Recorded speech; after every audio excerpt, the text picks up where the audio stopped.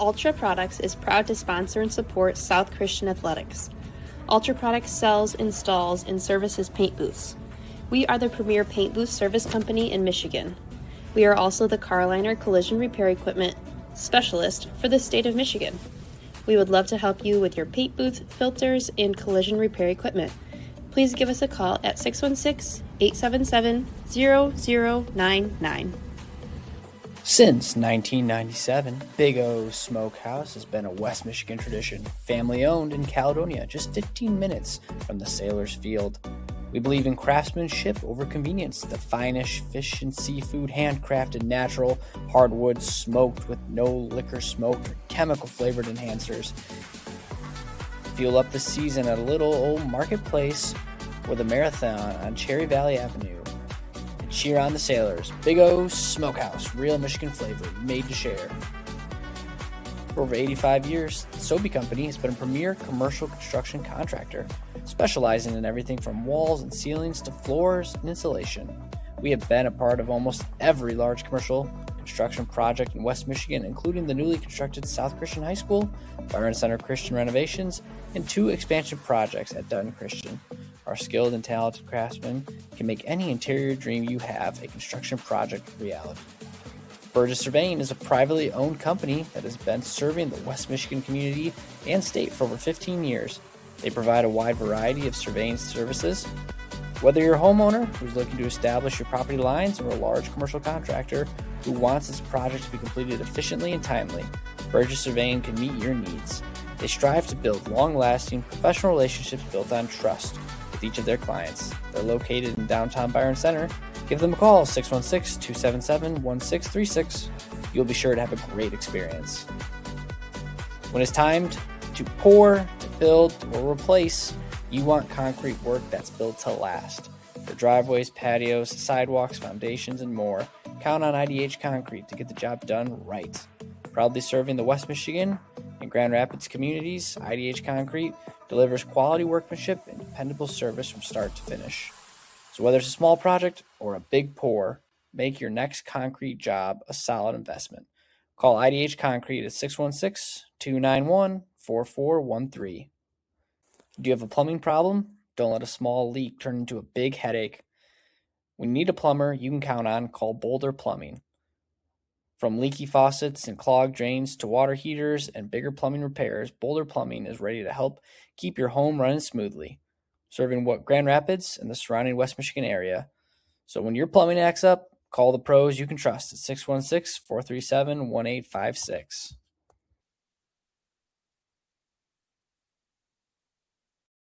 Weights have been lifted. Sprints have been run. Preparation for today's game is history. It's time to get it done. You're listening on MichiganSportsRadio.com.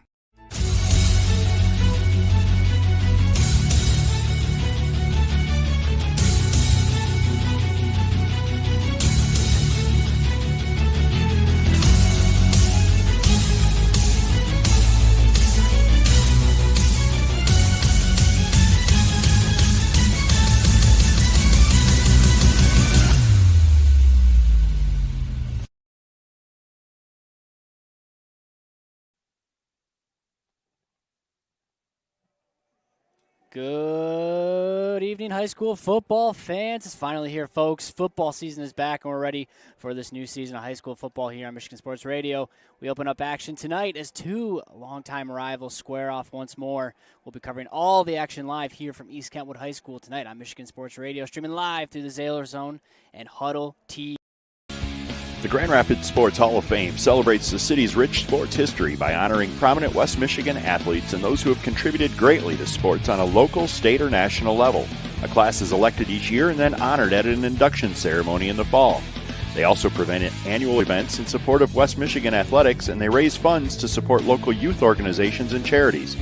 Follow them on Facebook or check out the pictures and biographies of all 181 inductees at grshhof.com. The Michigan Achievement Scholarship is funding every grad, every path. And odds are your high school senior or recent grad will qualify for free money for community college, public or private university, or career training, no matter their GPA. And the scholarship is less income-based than you might expect. Wherever your child is headed, there's free money to get them where they want to go. Learn more at mi.gov/achievement. Uccello's Restaurante is where great food and sports come together. There's something for everyone, from a variety of handcrafted pizzas, along with classic Italian dishes. With over 50-plus TVs in each location, you won't miss any action of the big game. Plus, they deliver. To check out their menu or order online, go to uccellos.com. Check us out to see why we're the #1 sports lounge in the area. Located in Rockford, Phoenix Roofing and Exteriors is your family-owned and operated roofing experts, proudly serving our West Michigan neighbors with integrity. From roof replacements and repairs to full siding, gutters, and exterior upgrade, we got you covered. Visit thephoenixroof.com today.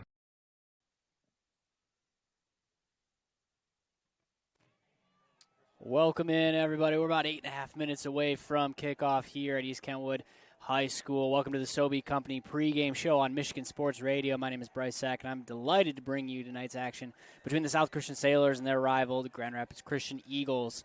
Fans of both of these schools know who they are playing week one in this fantastic rivalry every single year. This is the 57th matchup between these two programs, with South Christian holding a 33-23 advantage. But as we all know, it's a new year with new players and new expectations.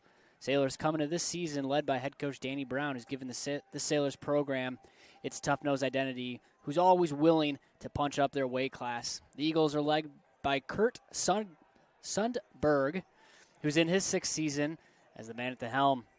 Let's recap last season for both of these teams and where these programs are building off of. South opened up their 2025 campaign with a 27-13 win in this game, followed by 3 straight losses. A couple wins after that, and the Sailors were able to do enough to get into the playoffs, but fell in a first-round heartbreaker to Portland, 41-42. South has a ton of experience coming back, with senior quarterback Austin Burgess leading the way, and weapons like Dax Blackport, Easton Rock, and Jesse Vandergren, along with plenty of experience on the offensive line. Sailors are very optimistic going into this season. Grand Rapids Christian finished their 2025 season with a 6-5 record and a second-round playoff exit to that same Portland team that knocked off the Sailors a week prior. But expectations are high this season. The Eagles are led by stud senior quarterback Charlie King and the man who's protecting him, Indiana commit Caleb Pugh. Taylor, we're finally here as I'm joined by Coach Taylor Johnson in the booth again this season. Looking forward to another season of action here, Coach. Expectations are high. It's good to be back. Man, it's good to be back. It's funny, it feels like it was just yesterday. We were over in Portland and that heartbreak loss, but super excited to be back for another year. I think you hit the nail on the head right there, Bryce. There's a lot of returners, especially it feels like on the line and then the skill position. So I think the expectations are high for a good reason. Yeah, expectations are high, and the team does return a lot of players, but the biggest change this offseason, or at least one of the biggest, has to be the change at offensive coordinator, longtime OC Kurt Copeland leaving the program, and that's after a long stint of Zach Blackwire being the OC, and now Zach Brinker taking over. Yeah, here we go. First, congrats to Kurt Copeland on the new position at Hope College, and Coach Sturzman is doing a tremendous job over there at Hope. They had a phenomenal season last year, and it's a great opportunity for him and his family, and we're super excited for him. We miss ZB as well, but, man, we're super excited. Danny would tell you we're fortunate to have somebody on staff who can step into that role again. And Zach Brinker's worked on the defense the last few years, a younger guy, but he's ready for the moment. He works his butt off, and he watches about as much film as anybody. And I'm really excited to see his twist on the offense, right? And I think that's what everybody's excited to see here tonight. No doubt about it. Last year, the offense had some bumps in the road, had some hard learning experiences, and, excited to see what Coach comes out with tonight. I know tonight's matchup there, he's expecting a tight 4-3 defense, something that this Christian High coaching staff has given the Sailors year after year after year, and they're expecting a lot of that the same. But Brinker's pretty confident in his weapons, starting with Easton Rock.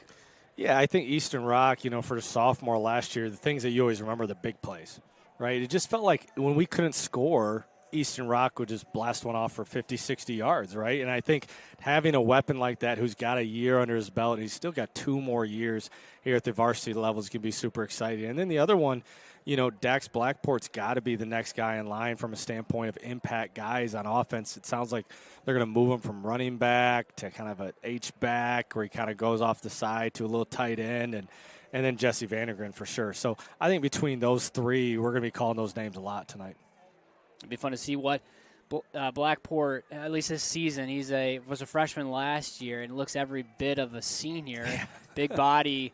And, South Christian's excited for him on both sides of the ball. We got to talk about Charlie King, though, the senior quarterback on the opposite side. He's getting some looks from D3, NAIA D2 talent here. This kid's a 3-year starter. And I talked to Danny Brown before the game, and he said he wants to be aggressive getting after him because if you let Charlie King get comfortable, you're in trouble. And I think that's what we've seen the last couple of years. South has kind of gotten up, and Charlie King has kind of brought them back, right? I mean, he's the one guy you feel like he's never really out of it. He's a good athlete. He's a good basketball player. I get to coach him on that side of that season. But, if anytime you're a 3-year starter, there's no nerves, right? This is his moment. This is his senior year. He hasn't beaten South Christian. I know he's going to be fired up, and I do think our defensive game plan needs to be around Charlie King. It'll be fun to see what we come out with. And, he wants to start off his senior campaign with a win in this rivalry. Well, that'll do it here for the Sobey Company pregame show. It's going to be for over 85 years, folks. The Sobey Company has been a premier commercial construction contractor specializing in everything from walls and ceilings to floor and insulation. They've been part of almost every large commercial construction project in West Michigan, including the newly constructed South Christian High School, Byron Center Christian renovations, and 2 expansive projects at Dutton Christian. Their skilled and talented craftsmen can make any interior dream you have a construction project a reality. Go Sailors! All right, folks, we'll be right back after this for kickoff here on Michigan Sports Radio. Having a hard time hearing tonight's game? Hi, I'm Brock Conkle from Michigan Sports Radio, and after putting it off for many years, I decided to contact Miracle Ear and get my hearing tested, and sure enough, had significant hearing loss. The friendly staff at Miracle Ear fitted me with hearing aids, and life is so much more enjoyable being able to hear the things that I've been missing. Go to miracle-ear.com to schedule your free hearing evaluation. There's a location near you.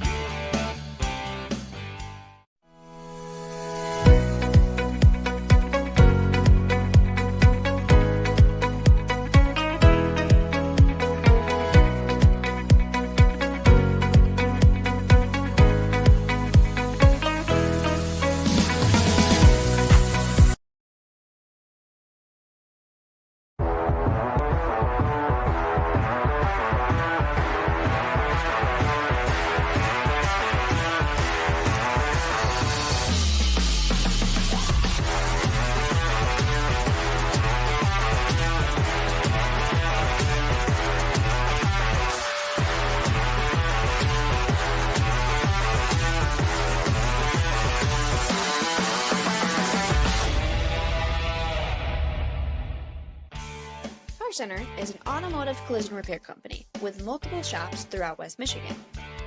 Our goal is simple, to bring hospitality to the collision repair industry. You can find us online at carcentermi.com to find the location nearest to you. Because at Car Center, fixing cars is our job.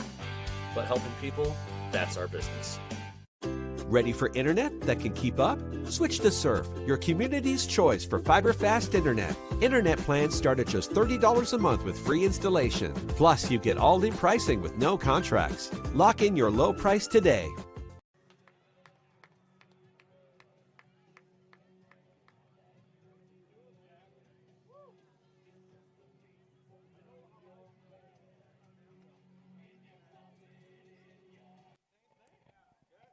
All right, folks, welcome in. We're seconds away from kickoff here at East Kentwood High School. Hey, a couple of things to look forward to tonight's game. We're looking for the Car Center hit of the game throughout the game.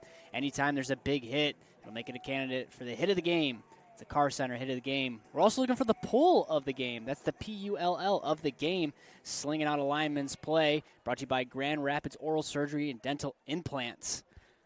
Check it. And then lastly, folks, check out our live scoreboard tonight for scores throughout the area. Plus, all standings and scores will be updated on Saturday morning here at MichiganSportsRadio.com. South Christian won the toss and deferred to the second half. So Grand Rapids Christian's offense will start off with the ball this game. We'll go down to the field for the pregame festivities. Quick prayer, national anthem, and get you ready for kickoff. Environment for everyone to enjoy today's contest. Please be reminded that spectators are not permitted to enter the playing service at any time during the game. Before we begin tonight's contest, I would like to draw your attention to our officials. The opportunity to play this game is made possible in part by their commitment to high school sports and our student athletes. We appreciate their time and efforts, and they deserve our respect. Please join us in giving our officials a round of applause.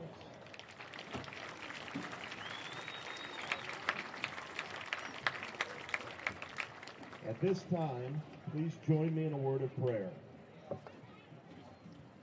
Lord God, thank you for bringing these two amazing communities together for this football game. Tonight, we pray for both teams. Help us compete with intensity while remembering that our character matters far more than the scoreboard. Keep every player, coach, official, and spectator safe.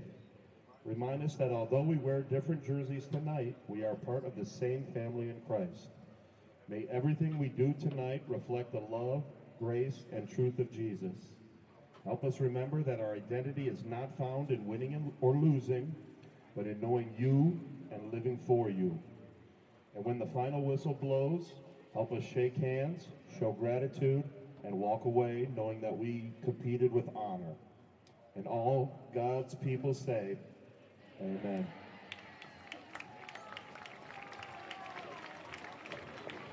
At this time, we ask you to stand. Ladies and gentlemen, the privilege of gathering for this event was made possible by the men and women who have fought and continue to fight for the freedoms we enjoy. Let us now honor and respect their service in our country. Gentlemen, please remove your hats. All veterans, we encourage you to render the appropriate salute. Everyone able, please stand at attention and place your hand over your heart for the playing of our national anthem.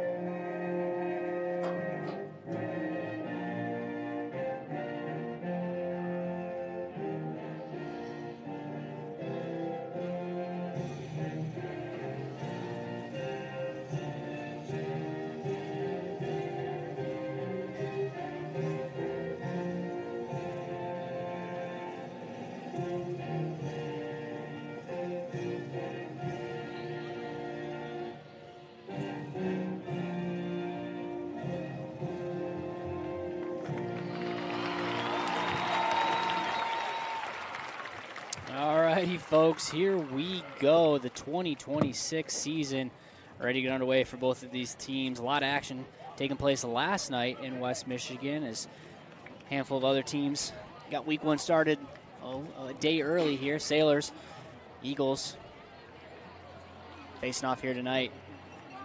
Taylor, I think you made an interesting point. Sailors with a three games in a row record over Grand Rapids Christian here, and seniors on the other sideline looking for some revenge and to go out the right way. Yeah, someone told me it's like 13 of the last 16 matchups or something like that. So the Sailors have obviously been favored, and it's kind of fun. You know, as long as I've been here the last 4 years, we've always started with this game, and we do in basketball as well. So it's always fun. It's a fun rivalry. You know, both great communities, great schools. We're all here for the same purpose, but it's really cool to see the kids compete against each other. Great rivalry, all-time classic, kicking things off here in West Michigan. South Christian won the toss, deferred to the second half. The kicking team for the Sailors will come out first, as they will kick south. Grand Rapids Christian to receive. Deep for the Eagles is Cameron Renz and Jacob Burgess. Kickoff for the South Christian Sailors. Hudson Kurtstetter. Yeah, Hudson's always an interesting one because he plays full-time soccer. And last year he came over and kicked for us, and he wanted to do it again this year. So I think it's always kind of fun when the soccer guy comes over and plays a little football. Fun to put on a different set of pads, that's for sure. All right, folks, 2026 season underway. Deep kick trickles to the end zone. A whistle will be blown, and that's where the Eagles will get it. 1st and 10 from the 20. Yeah, it reminded me of Nate Brinks right there. Nate Brinks was kind of a cheat code. He always kicked it out of the end zone. So good start for Hudson, and now we get to see Coach Burgess' defense out for the first time. Talking to Danny Brown before this game, he said they're going to show a lot of different looks. He loves their personnel, and they're going to rotate pre-snap, switch between a 4-3, 3-4, rotating linebackers up and down, and they're going to make things as difficult for Charlie King as possible tonight. And it sounds like from Danny, he can do it without subbing. So I think that's the big difference we're going to see on defense this year, where maybe they had a sub last year from a 4-3 to 3-4, and this year they says they will not have to sub. We'll see what they come out with now. They're in a 3-4, 3-down lineman, 5 wide for the Eagles. King back on his own, drops back, one-step drop, looks left, pump fakes, nowhere to go, picks up and runs up the middle, gets popped, but not before he gets a 4-yard gain. That'll shake off some of the offseason jitters. Good hit like that on both sides. Yeah, nothing like a little QB draw. I think Hunterman was in there on the tackle, but that's kind of what King can do. He can keep the ball at any time. That's kind of what makes him so dangerous. 2nd and 6. Wind up behind King as running back Eldon Grover, number 22. King takes the snap, drops back, looks left, post route across the middle, knocked down. Almost an interception there. Nice play on the ball. That was a safety. Jack Weiss, PBU. Yeah, Jack Weiss had a huge offseason in the weight room. Coachman, who runs our weight room program, he did a phenomenal job in the weight room. Just outstanding numbers they posted the other day. So should have a good year for Jack Weiss. Jack Weiss and Mark DeYoung, both at safety positions, had a lot of reps last year, starters last year. So 2 key pieces coming back for the South Christian defense. Now 3rd down. King looks right, rolls left, spins, come back right on that sideline. Pitch and catch is good to Cameron Renz. Brought down just shy of the first. No. Ooh. They're going to give him the spot right on that 30-yard line. That's enough for the first down. I don't know about that one, Bryce. I guess, favorable spot right there. I thought Ben Jackson was in pretty good coverage, but he just sometimes the officials see things that we don't, right? Maybe a little bit forward advantage there is Schultz on the outside corner, closest to the press box. All right, new set of downs for the Eagles. 10:43 to go in this first quarter. Handoff back to Grover. Great pursuit by that defensive line. Gavin Bauma leading the way, and Cody Jones in there to make the stop. Yeah, you love to see those two guys, both seniors, both guys that work extremely hard in the offseason. This is really their main sport. But 2 guys also that are getting some good college looks. So anytime you got a Cody Jones or Gavin Bauma in there, they got a little crazy in them sometimes to go in there and make a play. It's fun to watch. Blackport, Jones, Rignalda, and Bauma down 4-down linemen right now. Again, they've rotated from that 4-3 to a 3-4. 2nd and 11, loss of play as Renz goes in motion. King looks left, goes right. That ball is high, brought in by Renz as he turns and runs up the sideline. It's going to be a gain of about 6. Going to set up a 3rd and 5. Yeah, Jack Bice in the coverage right there. You should hear a lot more of that name. I think we'll hear Jack Bice and Carson Bice a lot, to be honest with you, this season. But pretty good pursuit by Gavin Bauma. Kind of a fake rollout, and he kind of had to stay home. And I almost got a deflection on that one, Bryce, but good play by King. 3rd and 5 here. Grand Rapids Christian already 1 for 1 on 3rd downs as they get the Sailors to jump, and we're going to get a flag. penalty on the play. Starting offensive line for this Grand Rapids Christian unit, Kylan Bender, Josiah Gurley, John Watson, Bryson Clark, Jacob Bierling. Big name we mentioned in the pregame, Caleb Pugh, out for the Eagles, the Indiana commit. Not able to strap it up tonight. The national champion. Indiana True. Hoosiers. What a world. It's did see that one coming 5 years ago, but man, they play some good football right now in Hoosier land. Need a fresh set of downs as King drops back. Nice pass over the middle. That one's just a bit too high. Out of reach for receiver Breon Walton. Yeah, good little read option right there. And Dax Blackport, I think, put enough pressure on King that he just rushed it a little bit. He was wide open on that right side seam, and he had him. But good pressure by Blackport, the sophomore. Starting on the outside for the Eagles as well as Felipe Martinez Mendoza. Speaking of Indiana, Mendoza. Justin Davis. Cameron Renz on this bottom side of your screen. Now in motion is Grover. That running back on the outside as King rolls left. Looking. Throws a nice route to the sideline. Is that one bobbled coming down? And they're going to say that's a completion. Great catch by Davis. That's a 26-yard completion. And I tell you, Taylor, this is the opposite of what Danny Brown wanted. He wanted to get that quarterback on the ground, hit him early, be aggressive, and you see the confidence really starting to grow for the senior. Yeah, a lot of rollouts, and he just kind of beat Weiss in coverage right there to the near side field. And, Danny was chasing that official down on the sideline, kind of thought he bobbled it. I didn't have a great view up here, but either way, a pretty good effort, and the officials gave him the catch for a big first down. Really nice drive shaping up. 8:45 to go in this first quarter. Eagles on the 35, handoff to Grover off that left tackle. Nice tackle coming in is Brody Schiltz getting under that running back. No gain on the run. Yeah, and you're going to remember Brody Schiltz played a lot of offense the second half of the year last year, but he's really known for his defense. Just a junior, really his third year already on varsity, if you can believe it, but he's one of the best athletes out there on the field.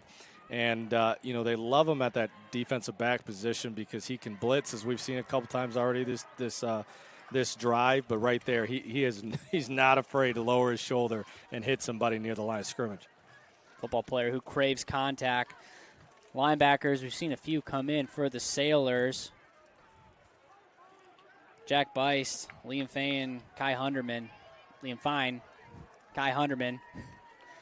in at linebacker position here as they've rotated around. We're going to get a delay of gain, and that's going to be 5 yards back for the Eagles. Yeah, I think both teams, right now, you can tell kind of first game. The Sailors didn't have a scrimmage. They just had an inter squad. They were supposed to play Greenville, then Grand Rapids Christian, I know, had a scrimmage. So, a little jitters out there, a couple early penalties, which is pretty normal this time of year. Eagles march back 5 yards, setting up 2nd and 15 as King rolls right, gets popped as he throws just a bit high over the outstretched arms of Renz on the 30-yard line on that Christian High sideline. Set up a 3rd and long here. Looks like, again, Bauma coming off the edge right there. No, 9. That was Liam Fine right there, sticking the quarterback right as he threw it, and the defensive back tried to make a play on the tackle, but could have been a tip interception right there. But again, Grand Rapids Christian is using a lot of clock right here, and I tell you, the one person that's starting to get a little anxious is Zach Brinker. New OC. He's just dying to call play. He wants to get his offense on the field. 7:32 to go. His clock stops on that incompletion. 3rd and long. King rolls right now up the middle. It looked like a QB design run the entire way, but Sailors weren't buying any of it as they bring down King in the backfield. 3-yard loss. Yeah, good play right there by Jared Gielhud right there, the 6'3", 195-pound senior. And that's not a name we called a lot last year, so it's good to see another senior get in there and make a big play. 4th and 18. Imagine the Eagles will look to punt here. Saw this last year. King a couple yards probably further back than what he normally is. Or instead, no. Grand Rapids Christian 5 wide. They're going to try to get Sailors to jump, and Not going to get the flag. I thought maybe defensive end jump there. No call. All's well, and there it is. Quick left-footed punt. Bounces at the 10-yard line and takes a nice couple bounces. Nope, it goes the opposite way, and that's where South Christian will get it from the 10. 6:31 to go here. We'll step aside. Be right back after this here on Michigan Sports Radio in the Sailor Zone. Ready for internet that can keep up? Switch to Surf, your community's choice for fiber-fast internet. Internet plans start at just $30 a month with free installation. Plus, you get all-in pricing with no contracts. Lock in your low price today.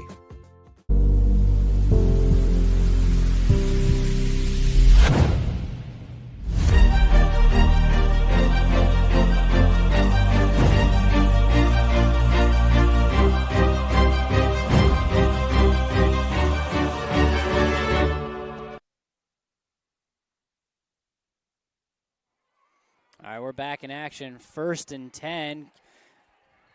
Read option. Up the middle is Vandegrind. Carries 3. I think we're going to see a lot of that tonight, Bryce. I think we're going to see a lot of read options, some counters, some power counters. They're going to mix up their backfield a little bit. Blackboard's going to get some carries. Vandegrind's get some carries. And then obviously Eastern Rock will get a lot of quick screens. 2nd and 7, 4 wide. Rock goes in motion as they want to get him the ball as many times as possible. And there he goes on the speed sweep, turns the corner, gets a great block on the outside as he marches down the sideline. One man to beat, and he does. Second play of the game, Easton Rock goes yard. Touchdown, Sailors, 87-yard touchdown run for Easton Rock. Man, I mean, you can't draw it up better for Zach Brinkert in his first time calling plays. A 2-play, and that's exactly what we talked about in the pregame. Eastern Rock, it's kind of a cheat code a little bit where he can just take off to the races. But I want to shout out the blocking on number 3, Jesse Vandegrind, and 7, Charlie Vermas. I mean, just outstanding blocking on the outside, and that's all Eastern Rock needs. You just give him a seam, and what a way to start here for the Sailors. We mentioned in the pregame, Brinkert wanted to get the ball in Rock's hands as much as possible, and that's about as good as it gets. 87-yard touchdown, open things up. Kerstetter, point after is good, and Sailors, in the blink of an eye, quick 7-0 lead here in this matchup. Yeah, I mean, just that's what kind of this offense is. I actually think the first play really set up the second play. I think just on that read option, just kind of give it to Vandegrind up the middle. It's really going to set up on the outside when Eastern Rock goes in motion like that. And, again, when you have great blocking on the outside and you have a talented runner, I mean, big plays can happen. And that's kind of what the Sailors did last year. They scored on big plays. So it's just they kind of picked up right where they left off, Bryce. Yeah, they really did. 2-play, 90-yard touchdown drive. Only took 46 seconds as Easton Rock, the speedy junior. Looks like we're going to have a flag.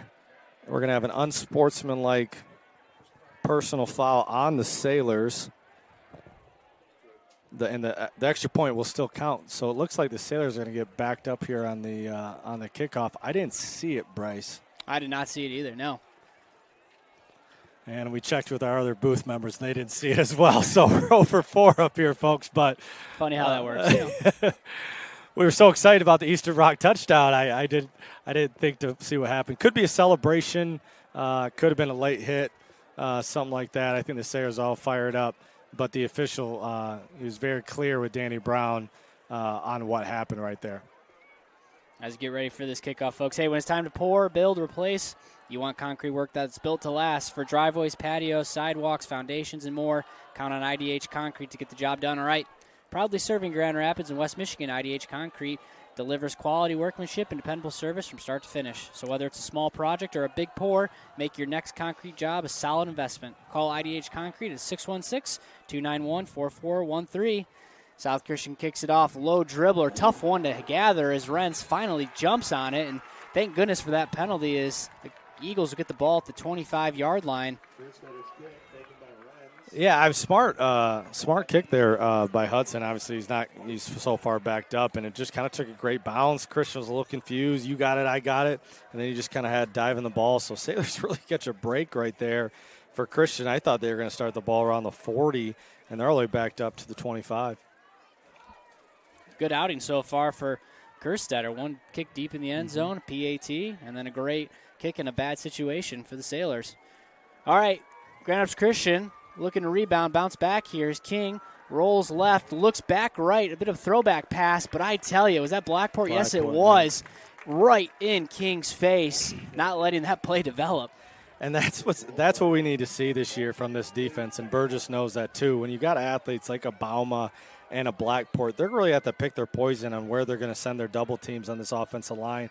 And you brought up a great point in the pregame, the Indiana commit not being out there for Grand Rapids Christian. Whenever you have a high major high school lineman right there, he doesn't need to double team anybody. He's single man. So there's going to be some adjustments here for the Eagles on the offensive line. 2nd and 10. An incomplete pass. Design run. King right up the middle, and we're met by a whole host of South Christian Sailors. We'll pick up 2. 5:27 running clock here. Another design run there. I think that's what the Christian's going to try to do. I think they're going to roll out King as much as they can. A couple read options, get him in space, let him run a little bit. They don't have the same running back they had last year, so still question to see if they're going to run much between the tackles, but most of the game so far has been on the outside. 3rd and 8 now. Grand Rapids Christian been pretty solid on 3rd down. See what they can do here in their own territory as King drops back one step, corner route to the sideline. Great ball. Nice catch there by Breon Walton, and I tell you, that was a big-time throw. Yeah, great route right there by 13 Walton. We called his number a few times last year. He's a senior, and just kind of beat Schultz on the inside right there, and he knew right where he had to get for the first down, and he did it. It's a 19-yard completion. Another 3rd down conversion. 2 for 4, 50% now for the Eagles early in this first quarter. 4:35 to go as Grover gets the handoff on the sweep on that left side. Tries to go wide, but pushes it back inside. Crosses the 45 to the 46. Yeah, Fine again right there on the tackle. And Hunterman right there. So another pretty good play for Grand Rapids Christian. Anytime you can get 5 downs on a first down, that's really going to set up so many more options for their offensive coordinator right here. 2nd and 5, 4:06 to go. Nice long drive, the first drive of the game. If you're just joining us, Grand Rapids Christian got the ball first, was able to drive down the field, but got stopped on 3rd down, had to punt. Sailors, 2-play touchdown drive.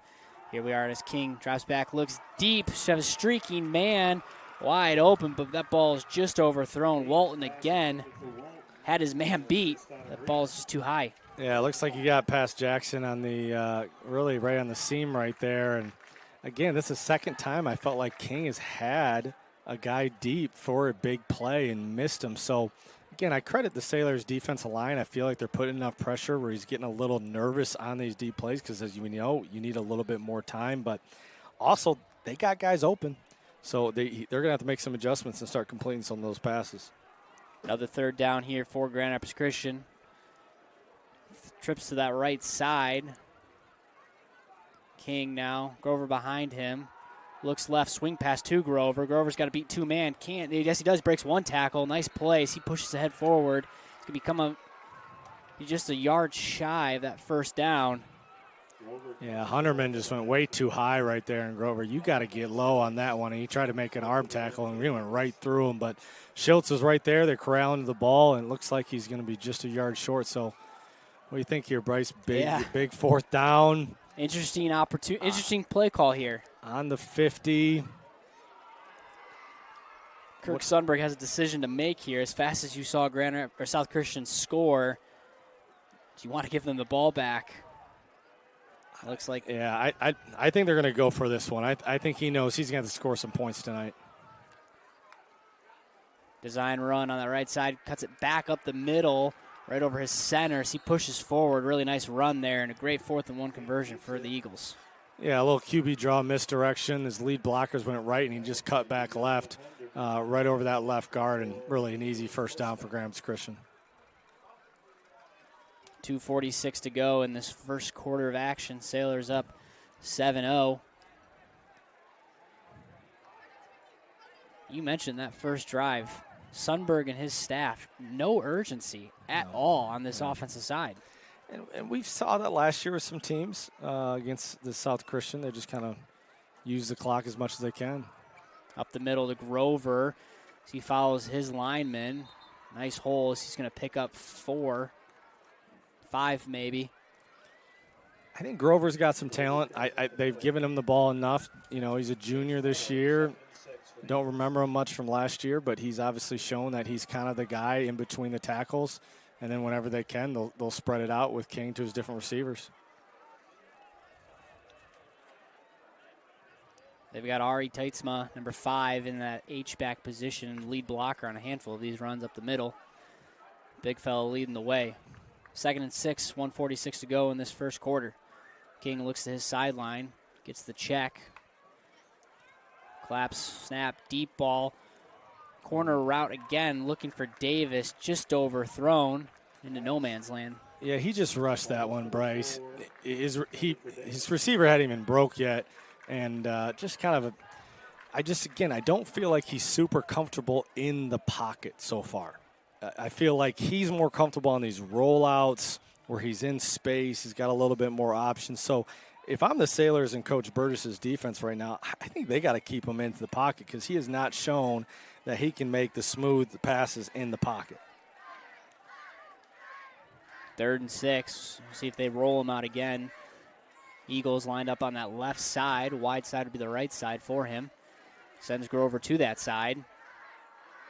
Slant route over the middle. Nice pitch and catch. Davis for the first down conversion. And that was one where he looked settled. 11-yard completion. He must have heard me, Bryce. You know, prove me wrong, right? Prove me wrong. That was, 3-step drop. He got him on that quick slant to the first down. Good catch by the junior Justin Davis. So, again, Grabs Christian taking their time, trying to really get this Sailors defense tired, and just kind of a monotonous drive again. This is about where they stalled out last drive. Ball at 33. 1:06 to go, 1st and 10.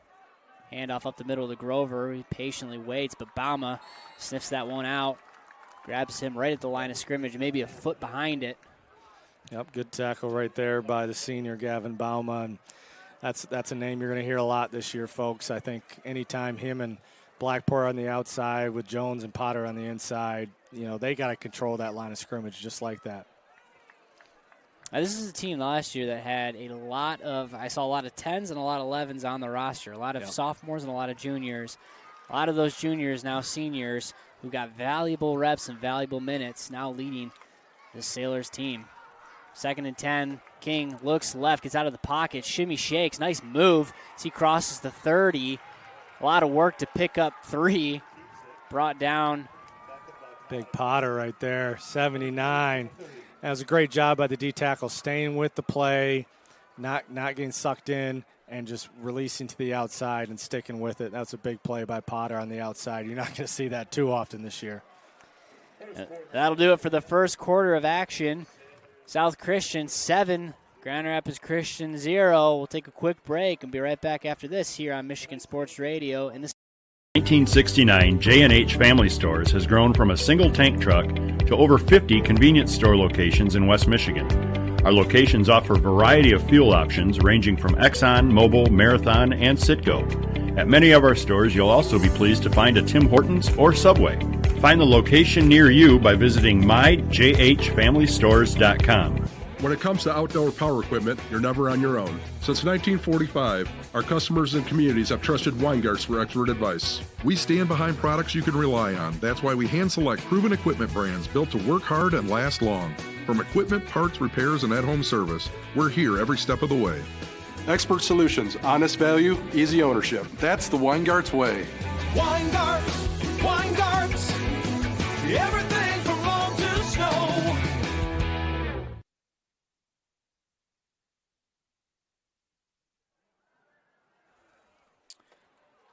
As we get ready for this second quarter of action, hey, you running from work to the game? Grab a snack that actually fuels you.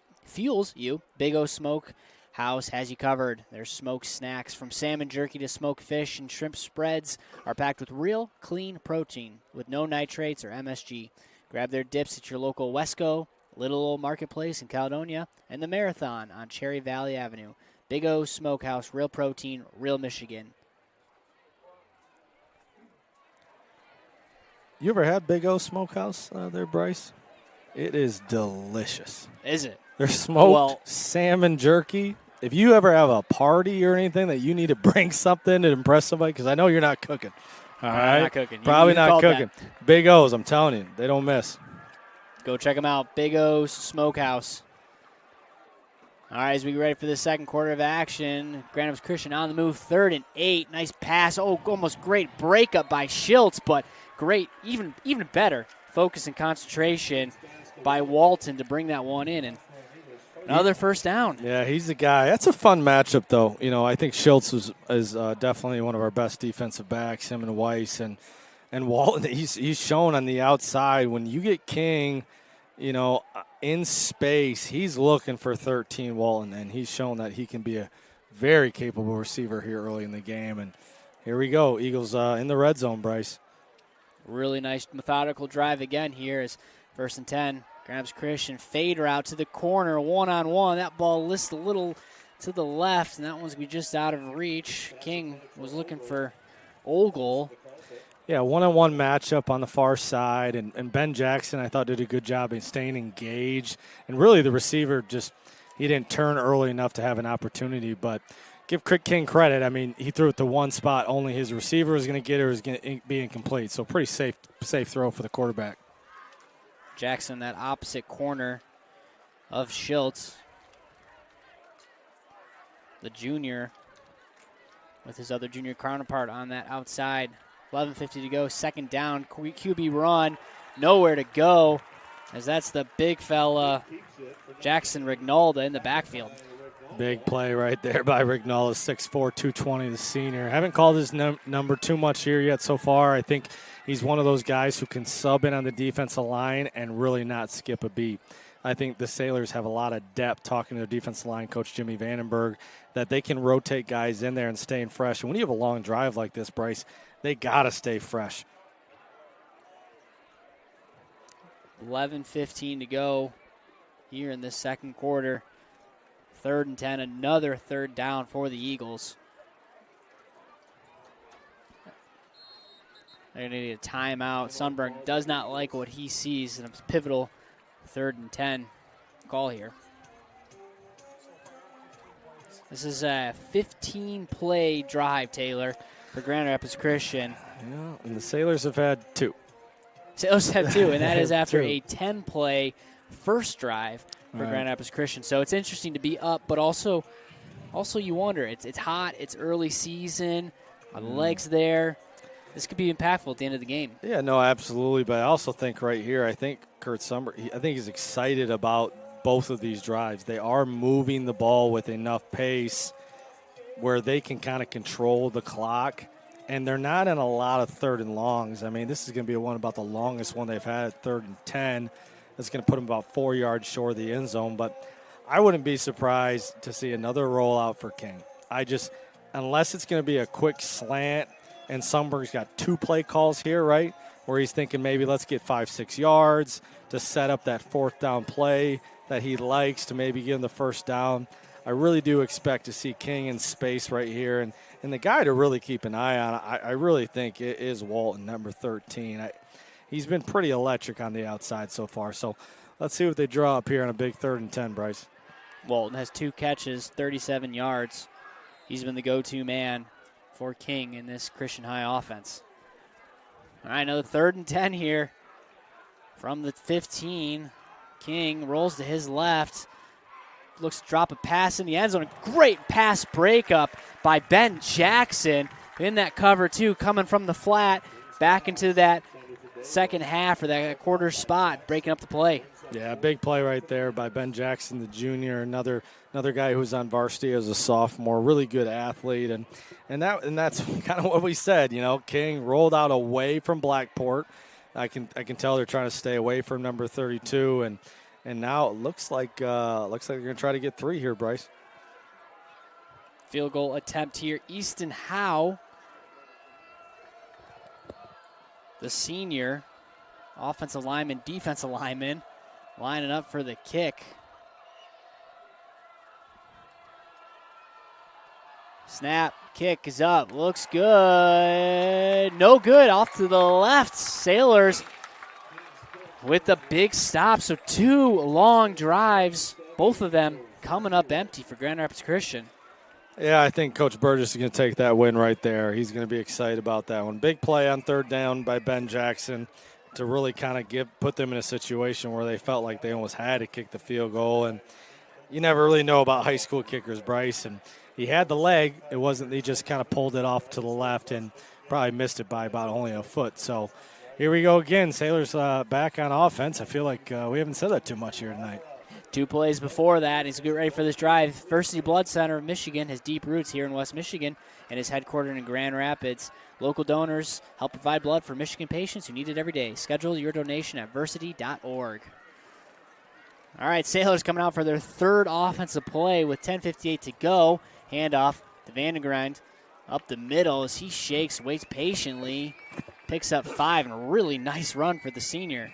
Yeah, again, another read option right there with Vandegrind. Burgess almost kept that one, but Vandegrind actually had to kind of rip it out of his hands. And then, he's slippery in there. He stays patient, running between those tackles, and a really good 1st down run.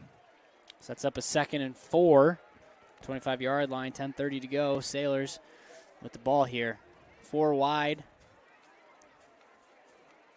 as they send Vandegrind in motion. Gives it to him on the sweep. Tries to get outside, but great play by number 8, Hudson Olgel. Sniffed that one out. Yeah, Easton Rock just missed the block on the outside right there. And, Easton Rock's not really known for his blocking. He's a little bit more, but he's got to do a better job on a man-to-man outside right there so Vandegrind can get up the field. But another great play right there for Christian's defense. First 3rd down for the Sailors, 3rd and 8. 3 to the left, wide side of the field for Burgess. Takes the snap, looks right, rolls left, finds his man Bryce sitting right in the middle of that zone. Nice yards after catch, easy 1st down, nice pitch and catch. 13-yard completion for the Sailors, 1st down. Yeah, you like to see Burgess in space right there and a rollout. Good block on the inside by 32. Blackport staying there, giving Burgess time. And I think Carson Bryce is going to have a good year. I really do. He had a great fall camp, and the coaches are really excited about him at receiver. Owen Burgess is a name we've seen in that jersey for a couple seasons now, and now it's Bryce's turn. As Burgess on the keeper, looks to bounce it outside. Great block as he turns the corner. Only one man to beat is Walton as he runs out of bounds across the 40-yard line into Eagle territory. 26-yard carry, 1st down for the Sailors. Yeah, great run right there by the senior quarterback, Austin Burgess. He looked a lot more comfortable on that one than a few of them last year. Another great block on the outside, but really stayed patient, found his gap, and that's a big game. And if he's able to use his legs like he can use his arm, I mean, it's just going to help the offense in so many ways. 1st and 10. Now again here for the Sailors on that right hash. Now Rock in motion. They look to give it to him, and whistles blow. Flag on the play.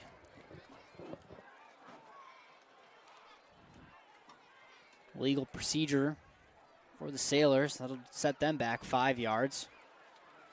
3rd penalty for South Christian in this game. Yeah, just kind of, early in the season, couple mental mistakes. Danny's just telling him to calm down here. Another interesting note, Zach Brinkert's going to be calling the plays from the field. Last couple of years, the offense coordinators have been in the booth, so he wants to be on the field and in the action. Yeah, I always wonder how that works and how coaches decide what, but so far it's working well. Handoff to Blackport. He gets his 1st carry of the night as the big fella bulldozes ahead, picks up the yards lost and more from that penalty. It seemed pretty easy, honestly, on that run right there for Blackport. I don't think he was touched till about 5 yards. And when he falls forward at 6'4", 220, he's falling forward 3 or 4 yards. So that's someone they got to get the ball to early and often. As Rock goes back in motion, they go right back to Blackport as he goes 5 yards before getting even touched. Eventually wrestled down across the 26-yard line, enough for the 1st down. And you want to get real football talk here. I was talking to Brinker before the game, and he said based on how they come out and what we're in determines who they give the ball to and when they give the ball to Blackport. So based on their front, they're going to go back to him. And right now they like what they see as they go back to Blackport for the third straight time. Yep, coming right off that offensive line, right really between Gritter and Jones every single time right there. And it looks like Blackport's going to need to get a blow as the junior Niglitsky comes in for him at running back. Niglitsky got a lot of carries last year as he was thrust into that RB2, really kind of shared the reps certain games with Vandergren. Sets up a 2nd and 7 now. Niglitsky to Burgess's left. Rock in motion. They give it to him on the sweep. Looks to turn the corner, gets a block, and he does. Man, he's fast as he gets a face mask call right in front of the official. 3 flags come in. Easy call. Yeah, I think it's going to be a personal foul face mask. Yeah, right there on the defense. Wasn't sure if it was a face mask or a horse collar, but number 1 did a great job for Grand Rapids defense. Justin Davis, we've called his number on offense, and really kind of came from that linebacker position and really pushed Eastern Rock to the outside. But pretty good blocking on the outside. But anytime you get a big penalty like that, that's going to really help this Sailors offense out. Fresh set of downs for the Sailors thanks to that penalty. 1st and 10, all the way up ahead towards the 10-yard line. Sailors now in scoring territory in the red zone. Strong side to that right side. It's Vandergren and Bauma and that H-back. Vandergren follows Bauma up that left side. His flags come flying in. Yeah, from both sides of the field, we're going to have a penalty, so looks like it's going to be another face mask. Man, Grand Rapids Christian, that's a killer right there. Sundberg's not going to be happy about that. 2 personal foul face masks on this drive. Fresh set of downs again for the Sailors. 1st down, half the distance from the 5-yard line. Curious to see if Brinkett's going to try to use a little clock, as now they're just over 7 minutes here in the second quarter, but he's going to take his time, get the right play call in. They've made a lot of changes, like you've talked about earlier, based on what the defense is doing is where they're getting the ball. And it looks like we're going to get a totally different group here. Yeah, big shifts. As it looks like a power set as Brody Schiltz now in at quarterback. Blackport to the right as he follows Niglitsky, but Justin Davis comes flying out of nowhere from that cornerback position and snuffs that one out immediately. Yeah, it's not how they drew it up, that's for sure. Not quite sure what happened on that left side. Someone wasn't responsible for Davis, and they'll have to watch that one film and take another look. But I think we will see that Wildcat, Brody Schiltz, goal line offense here a little bit more. But for the time being, they're going to go back to Burgess. Schiltz is too good of an athlete to keep off the field. Now 2nd and 8, or 2nd down from the 8. As Vandergren in motion up to Blackport up the middle. He goes through that left side, has a nice hole, but gets tripped up right as he hits the line of scrimmage.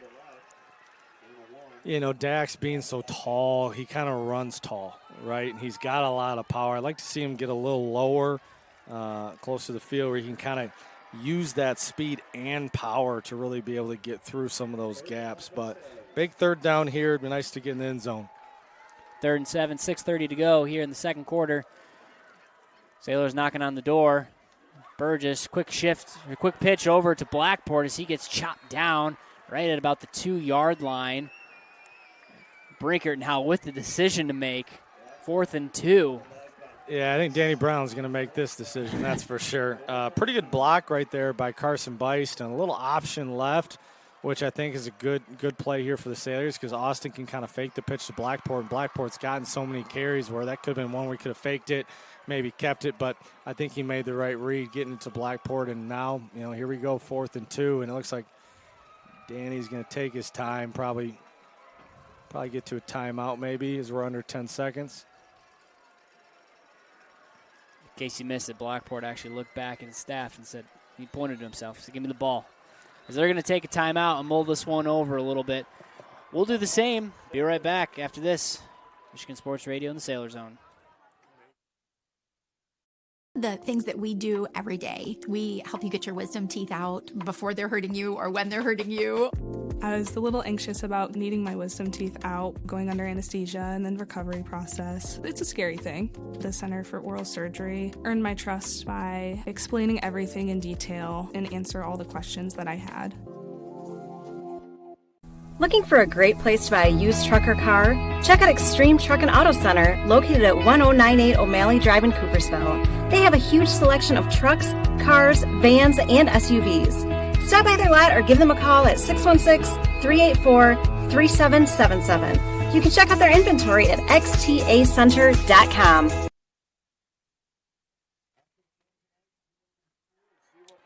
Coach Brown and his staff took a second to think about this one as offense comes back out on the field. 4th and 2, and folks, important note, it is 4th and 2, not 4th and goal from the 2. Sailors do have an opportunity to get the first down here if they do not score. Be about as close as it can possibly be. All right, here we go, 4th and 2. Blackport lined up to the right. Vandergreen in motion. Burgess, QB run the whole way, and great blocking right up the middle is Austin Burgess in for 6. Yeah, great call right there by the coaching staff of the Sailors, and they went 2 wide right, 2 wide left, and brought Vandergren kind of in motion, and they had Blackport in there, and you're kind of thinking, I was thinking, Vandergren and Blackport probably get the ball. I think it was a design run for Austin Burgess, and I give Austin Burgess a lot of credit there. That was a great drive for his legs, right? I mean, he had the big 26-yard run, and then to be able to cap it off right there for the touchdown to put the Sailors up 13-0. Impressive drive for South Christian, capped off by a Burgess 2-yard touchdown run. Kerstetter on for the point after. That one is good. Sailors with a 14-0 lead with 5:35 to go in here in the second quarter. Yeah, a bit of a different drive there than the first touchdown drive. Mind you, if you're new to joining us, Sailors came out 2-play, 87-yard touchdown drive, 90-yard touchdown drive, 87-yard touchdown run. That play this time, or this touchdown scoring drive was the exact opposite. 17 plays, 80 yards, almost 5.5 minutes taken off the clock. Capped off again by a Burgess 2-yard touchdown run, and a couple key penalties also in that drive. Yeah. 2 big face mask calls on Grand Rapids Christian. Set the Sailors up in great position. Yeah, the game definitely feels closer than it is, Bryce. I think, the penalties right there definitely hurt Grand Rapids Christian. South Christian's had a couple big plays, but Grand Rapids Christian has had the time of possession. They probably have, more yards, stable yards on their drives, but it's nice to see the Sailors also use some clock right there and take it down the field as I know Danny Brown doesn't mind using some clock on offense, just mainly to get his defense some rest. So, I mean, if the Sailors can stop Grand Rapids Christian here, they're going to have a lot of momentum going to halftime, but I know Sundberg, he's going to be looking to put some points on the board with 5 minutes to go. Yeah, dangerous position here for the Eagles as Kerstetter bombs that one out of the end zone.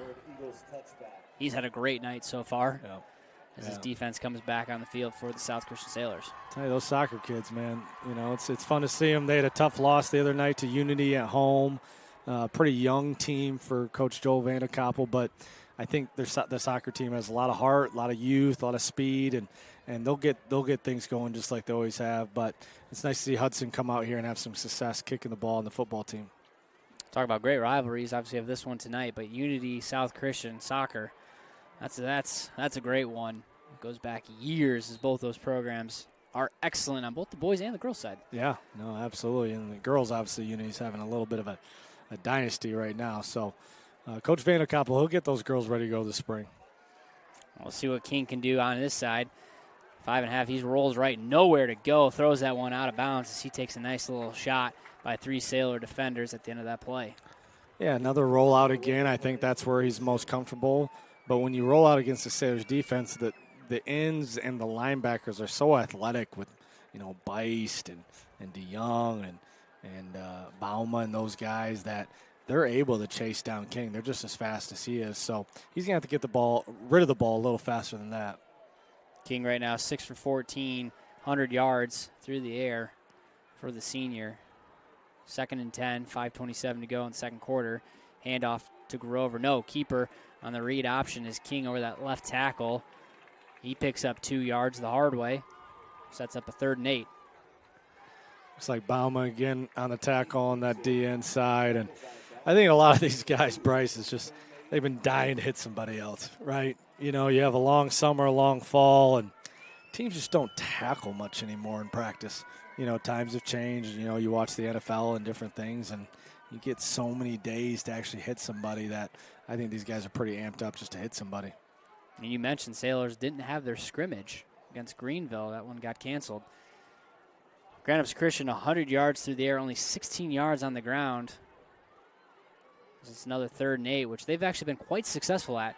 Deep ball on that right side, intercepted by Jack Bryce as he read that one beautifully. The big linebacker goes out in coverage and picks that one off. Yeah, great play right there by Jack Bryce. Another kid, you know, who's worked really hard in the weight room. He's grown a lot. They got him at 6'4", 210. I remember when he came as a freshman, and he's really grown into that body right there. And just a great play, just staying with the receiver, watching his eyes. I felt like the receiver had a little bit of a step on him. Charlie King probably wants that one back, probably underthrew him a little bit. But I think that's what Grand Rapids Christian's got to do. I think they got to continue to take some shots. Yeah. And because it's the only way they're going to really score quick enough to get back in this ball game. But now the Sailors can get the ball and have an opportunity to get another touchdown or field goal before the end of the half. Now, this is dangerous territory for Grand Rapids Christian right now. Sailors opportunity to go up 3 scores. 4.5 minutes to go as Vandegren tries to bounce it outside. Gets a great block. He turns the corner. He's going to pick up maybe 2 there. 2nd and 8. Yeah, just couldn't get upfield on that read option right there, going to the far side of the field. Blackport was in there blocking, and so was Vermas, but he just had to run east and west too much and wasn't able to get north and south. Vandegren now with his 4th carry of the game. The main running back, sharing reps with Blackport. Sailors just under 4 minutes to go. Sends a rock in motion. Handoff to Blackport. Hard run up the right side as he just carries his defenders with him. Up ahead, across the 50 to about the 46. And that's what he can do. You know, he's got the speed and the size. He really is a power runner. But what's interesting about Blackport is if he can get in space, he will outrun you. As an 8th grader, he's just a track superstar. So it's fun to see him having some success early on the ground. He's in that H-back off to the left side. 4 down linemen for the Eagles, 3 backers. 2 to the wide side, left side for the Sailors. There's Rock and Bryce. Vandegren rotates, goes from right to left. He gets the handoff up that right side again. Sailors following that right guard, right tackle combo. And Peyton Cool and Cody Jones. And yeah, pretty good rule of thumb. Follow Cody Jones up the middle. Yeah, big 77. He's going to be tired tonight playing on the defensive line and offensive line. But Cody Jones, he also plays baseball for Coach Machma and the Sailors in the spring, and another really good athlete. But you know, he's just an energy guy, man. I mean, that guy loves football, and he loves hitting people. He looks every bit of the part out there. It's 1st and 10. Quick screen pass to that right side over to Charlie Vermas, that is. Nice shake and bake, yards after catch. As he goes down here. I want to talk about that offensive line, as looks like Vermas hit with some cramping, which is pretty usual this time of year.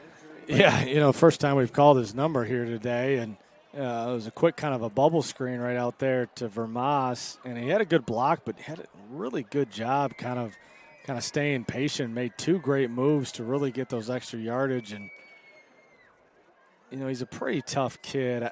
I got to think you're right, Bryce, here. Cramps, hoping so. He's got the leg up, always a sign. I do want to shout out that offensive line. Peyton Cool, right tackle. Cody Jones, right guard. Joe Gritter, center. Jacob Labazoo, at left guard. And Jackson Rignalda, the big fella, is going to work in this game. Productivity off the charts from the Sailor rushing attack here as Charlie Vermas gets attended to by the great Deke Hisner. 2.5 minutes to go in this second quarter. Sailors in great position, and hard not to give first-year OC Zach Brinkert an A+ so far. Yeah, I'm not sure. This might be an ankle, the way he's kind of limping off the field. And as his basketball coach, it's not something that I enjoy seeing out there when any of the guys are hurt.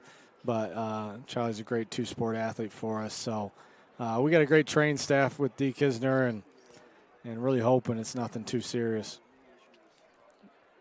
We talked about this last year just with you as the basketball coach, varsity basketball coach, and you got a lot of players who are on the field right now. And I remember asking you, I was like, does this make you nervous? Is this good? Is this bad? And you loved it. You loved when you have guys playing multiple sports, and you know that there's a risk, but you'll take the chances. Yeah, no question. I mean, the best thing about being here at South Christian, this community, is the multi-sport athletes and us coaches being able to work together. And I love number 7 down there, and he's a tough kid, and he's had some injuries when he was younger, and really praying he's going to be all right. See what Sailors can do after that as Burgess gets flushed out of the pocket, goes to the right side as he throws that one away. No one open downfield. Yeah, it might have been a little miscommunication right there. There was nobody in the flats, and there was about 20 yards of open space right there. There's nobody there, so could have been a fumbled play right there for the offense. 3rd and 3 now, 2 minutes and 12 seconds to go. Interesting scenario here. Sailors don't get this first down. May go for it just in case, but we'll see what happens here. 3rd and 3. Vandergreen to the right side. Quick pitch on that option. Great block on the right side towards the sideline as Vandergreen gets up ahead for the first down. Pushed out of bounds. That's a 13-yard carry for the senior. Yeah, another good option right there. I think that option play we're going to see a lot this year for the Sailors, especially the way Austin Burgess is starting to run the ball. It just gives them a whole nother option. 1st and 10, 2:07 to go. South Christian in control. They're going to take their time as Vandergren goes in motion. Burgess drops back, looks right the whole way. Instead goes across the middle. Wide open. Easton Rack was able to walk into the end zone, but instead bobbles that one incomplete. Should have been 6 for number 12. Instead, 2nd and 10. Yeah, great protection right there from the big fellows up front, especially Joe Gritter holding off that defensive line. And they gave Austin Burgess a lot of time. If you're going to give him that much time, he's going to find him. And it's hard to stay with Easton Rock. And I think Rock wants that one back. And I talk about how great of a pass that was, too. Burgess put that one right on the dot. And they send Vandergren in motion again. Burgess, QB run. Nice move as he gets out of the would-be tackle. Flags come flying in, and I think they're going to get Rignalda on as he's pointed to himself. I think he's calling that one out. Yeah, he really almost had to hold him. Otherwise, I think he would have kind of got after Burgess in the backfield. So not surprised on that call right there on the QB sneak. Number 17, Finn Ayton in the game for the first time tonight on offense. On that right side. Sailors get marched back. It's 2nd and 18 now. That's just an absolutely perfect night here from East Kentwood High School. And with Vermas out 17, Finn Ayton in the ball game tonight. Blackport in motion. Gets the snap sweep on the outside. Going to follow his man Vandergren on the outside as he gets collapsed on. Right at maybe a yard gain on that play. Yeah, nice tackle by Ogle. Great play by Ogle. Got to get a little bit better block out of Rock right there. But, you know, it's a good thing about Blackport. He's going to fall forward, and he's going to initiate the contact. But minute 30 here to go. They could definitely still score, but I think they got to pick up the pace a little bit. At 3rd and 19. 1:22 to go. A lot of work to do here as Burgess drops back. He's going to roll right. Nice block by Blackport. He dumps it off to Ayton. Ayton, nice juke, nice move for Ayton as he works his way to the sideline, cuts it upfield, close to the first down, and they're going to mark him just a couple inches, Taylor, short. But that was a great play, yards after catch by the senior who's coming in for the injured Charlie Vermas, Finn Ayton. Yeah, great to see a little action from Finn Ayton right there to step up. Finn didn't play football last year. He played basketball for us, but he's really known for his legs. He's a good athlete. He's a tremendous runner. Whenever we did our conditioning stuff in the fall, Finn was always one of the top guys, whether it was the mile, the 2 mile, whatever it is. So you get Finn Ayton in some open space, and he can make some things happen. And a great effort. It's going to lead to another big decision here for Danny Brown and the coaching staff. It looks like it's 4th and 1. I'll take a timeout to mull that one over. And that was a great play just by the senior Ayton. That gives Sailors new life. I mean, go back a couple plays, and Easton Rock was walking in the end zone wide open, drop pass, and then a penalty. Sailors get pushed back 3rd and 19, and an 18.5-yard completion or gain on that pass by Ayton puts the Sailors in a great spot, 4th and 1, and I'm sure Danny Brown and Zach Brinkert are going to decide to go for this one. 53 seconds to go. Folks, hey, tune in to the halftime show here. We'll go over all the action here in the first half. A message from the MHSAA. Get you ready for the second half here on the Big O's Smokehouse halftime show. I like this call. I like going for it here. 4th and 1, you score here. You don't score. They shouldn't have enough time to turn around and flip the field on you. 53 seconds to go. 4th and 1. Rock goes in motion. Snap to Burgess. Burgess up the middle. He stumbles forward. More than enough for the first down. As they have found a lot of success on that right side of that offensive line.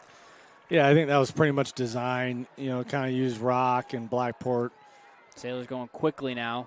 3 to the right, short side of the field. Burgess looks one-on-one pass to Bryce. He's going to go up for it just a bit high. I don't know if Bryce was in the greatest position there, but Sailors looking to catch. Yeah, sleeping. Not a bad play. I mean, he kind of threw it where really no one was going to catch it. The clock's running right there. Give him a chance to settle down and get the right play call in there, but Bryce wasn't able to get to the outside where Burgess put that ball. But, I mean, they're definitely going to try to score here.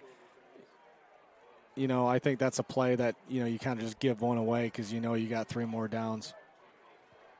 Caden Bike, this junior cornerback, in great position there on Bryce. 2nd and 10, 36 seconds to go here in this second quarter. As Burgess looks right, rolls right. Going to take it on his own. He rushes it out of bounds. Gain of about 5. Yeah, great job right there by Burgess by getting out of bounds, stopping the clock, and picking up enough yards to really shorten this 3rd down coming up. Does stop the clock. South Christian with 1 timeout left. Mind you, they will get the ball in the second half. They won the toss and deferred. 29 seconds to go. Big 3rd down here. Sailors can get the first down. 3rd and 6 from the 8. Burgess pauses, rolls left. Sidearm pass. Great sidearm pass to Bryce. He gets stuffed right at about the goal line. Enough for the first down, but talk about poise by the senior quarterbacks. We're going to get a quick timeout. Last timeout for the South Christian. Yeah, great job by Bryce right there, making sure that he stopped his route right where he needed to get that first down. And really good job by Burgess. I just feel Burgess looks so much more calm and patient out there than we saw last year. Not that he wasn't at times last year, but it's just kind of the maturity of what happens when you're going in your second year. And that's a big play right there, Bryce. That's a great point. I don't know if that's a play he's making last year. Right. But this year, another year of experience, another offseason with his receivers, the poise and control and calmness there to get the first down was huge. First down, 1st and 1. First and goal from the 1. I'm feeling a little number 32, Blackport. Just give it to him until he scores it. There's not – there's enough time where really you can get three plays in there, and honestly, they could just call the same play over and over and over again, just run it till I think Blackport can pick up this yard. But again, shout out to the offensive line. They got to do their work here early and create that gap for them. Scoreboard says South Christian has 1 timeout left. No, they don't. 0 timeouts left. So if Grand Rapids Christian does stop them, I think you're right, maybe time for 1 more play, maybe 2 if they run it up the middle. But Blackport off to the right side, about a foot in front of Burgess. Often shows itself as the lead blocker in a formation like this. Is head official running over to Danny Brown to figure some things out here. Play clock not running. Not sure what the holdup here is. Yeah. They're resetting the clock. First game for everybody, Bryce. That's right.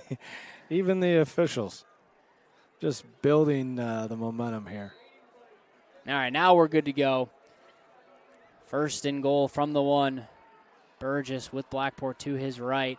As Vandegren almost jumped. Yep, they're going to get him for it. He was leaning ahead forward, and huge penalty from the senior.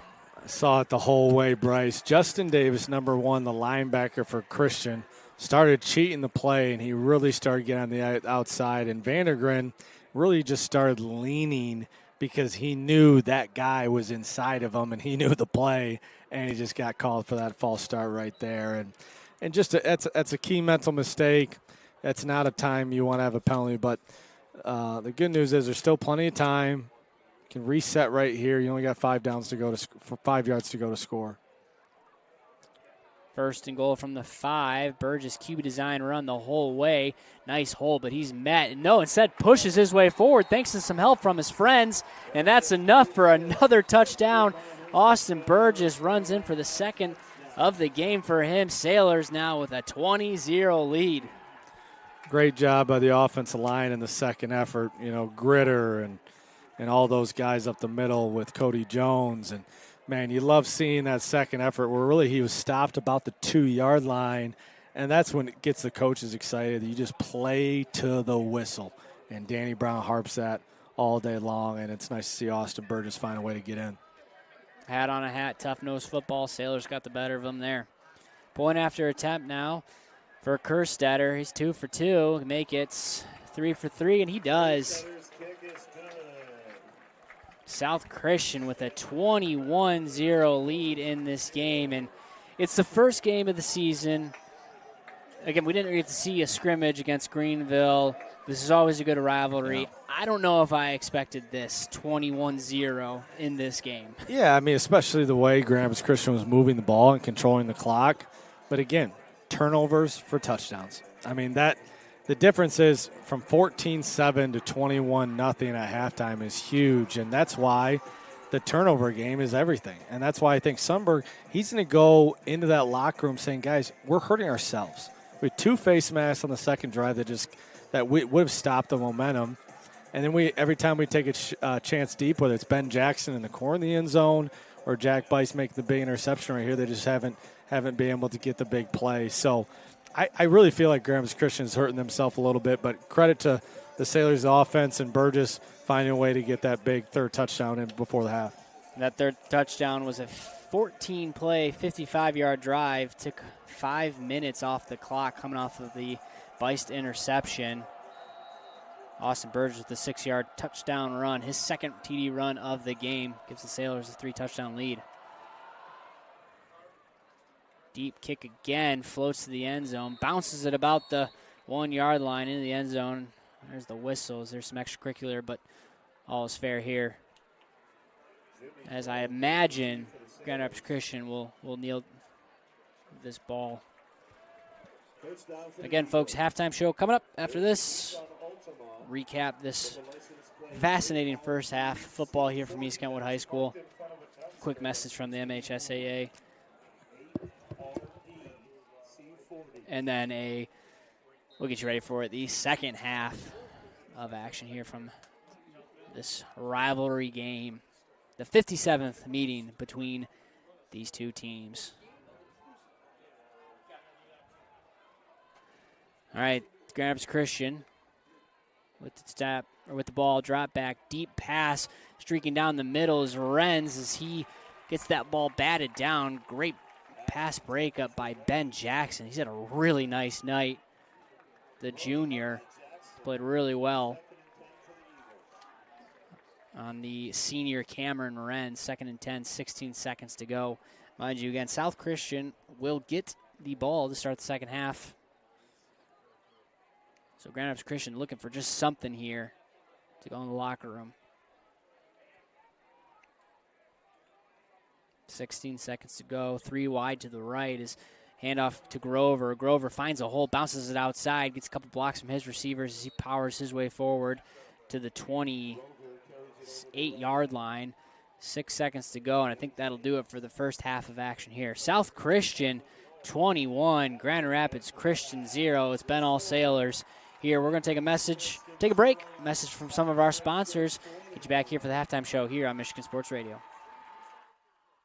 In Rockford, Phoenix Roofing and Exteriors is your family-owned and operated roofing experts, proudly serving our West Michigan neighbors with integrity. From roof replacements and repairs to full siding, gutters, and exterior upgrade, we got you covered. Visit thephoenixroof.com today.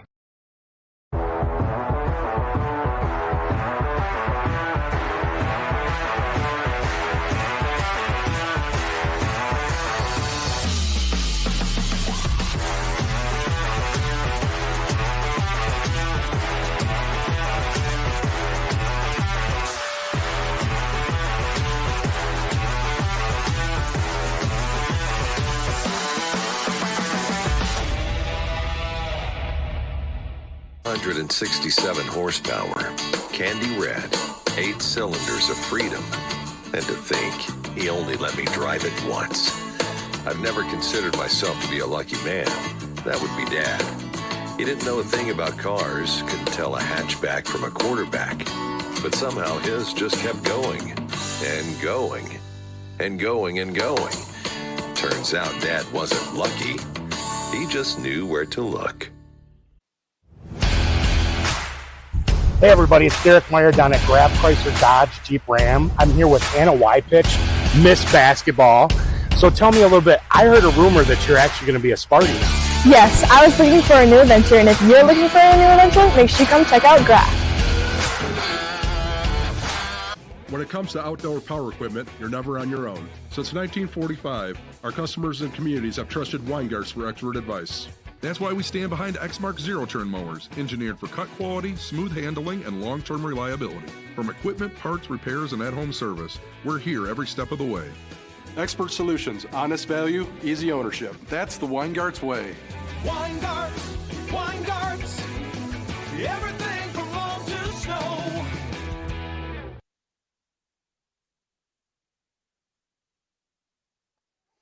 Quite the start for, or quite the debut, I should say, for new offensive coordinator Zach Brinkert, as he's called up a wonderful first game here on the offensive side. South Christian Sailors with a 3-touchdown lead over Grand Rapids Christian here in Week 1's matchup, and it's been all Sailors. I mean, we talk about the offense, but the defense for South Christian has been huge as well. A bend, don't break defense against this really impressive, really talented Grand Rapids Christian quarterback. Caleb King, speaking of, 6 for 16, 100 yards and 1 interception. Not the first half he wants. As he comes, leads his offense, 5 first downs, 100 yards through the air, 24 yards on the ground. Penalties have been key for both teams. 4 for 20, 4 penalties for 20 yards, 5 penalties for 40 yards for South Christian. 3 for 8 on third down, 3 for 5 for the Sailors on third down. In that first half, Grand Rapids Christian was dynamite early on in the first half on the third down, but Sailors' defense has been able to buckle up. Both teams 100%. Grand Rapids Christian 1 for 1. South Christian 2 for 2 on fourth down. The other quarterback, Austin Burgess, 4 for 7, 45 yards, but he's been productive on the ground as he has 2 touchdowns. Easton Rock, though, your leading rusher, as he had the 90-yard touchdown run, or his 90 total yards, an 87-yard touchdown run for him. Again, it's all South Christian scoring in that first half 3 touchdown drives. One of them, 2 plays, 90 yards. The other 2, 17-yard drive and a 14-yard drive. We'll step aside. Quick break message from our friends at the MHSAA. We'll bring you back to the action live here on Michigan Sports Radio, streaming live through the Sailor Zone at Huddle TV. Grand Rapids was the officiating capital of the world for one day, and we introduce a new series on why officials officiate. I'm John Ross, and this is This Week in High School Sports, powered by the Michigan Achievement Scholarship, and coming to you from the 1-800-CALL-SAM studio. In late July, about 1,000 MHSAA registered officials attended Officiate Michigan Day at DeVos Place in Grand Rapids. Some of the biggest names in officiating from across the country were on hand to lead discussions, workshops, and training sessions. The 2 keynote speakers were Mike Pereira, a former college and NFL official who is now the TV rules analyst for Fox Sports, and Carrie Seitz, the current vice president of refereeing for U.S. Soccer and the former FIFA head of refereeing. Seitz is also a graduate of Brighton High School and Michigan State University. Officiate Michigan Day was designed to benefit officials with any level of experience, veteran to beginner. High-profile clinicians representing several sports and all levels, including the NFL, NBA, MLB, NCAA, FIFA, and the National Women's Soccer League, provided face-to-face training during 4 sport-specific breakout sessions throughout the conference. This was the 3rd Officiate Michigan Day, joining events in 2013 and 2018. And for more, check out the officials page at MHSAA.com. It's time for Game Balls, when we highlight a trio of standout performances from the past week.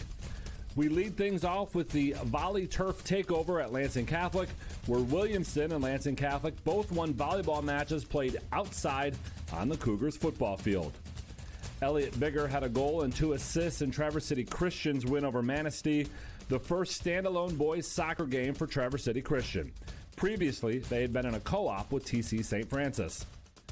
And a Hart Jr. Silas Ackley, he led a trio of Pirates in the top 10 as Hart came in first at the Pete Moss Cross Country Invite.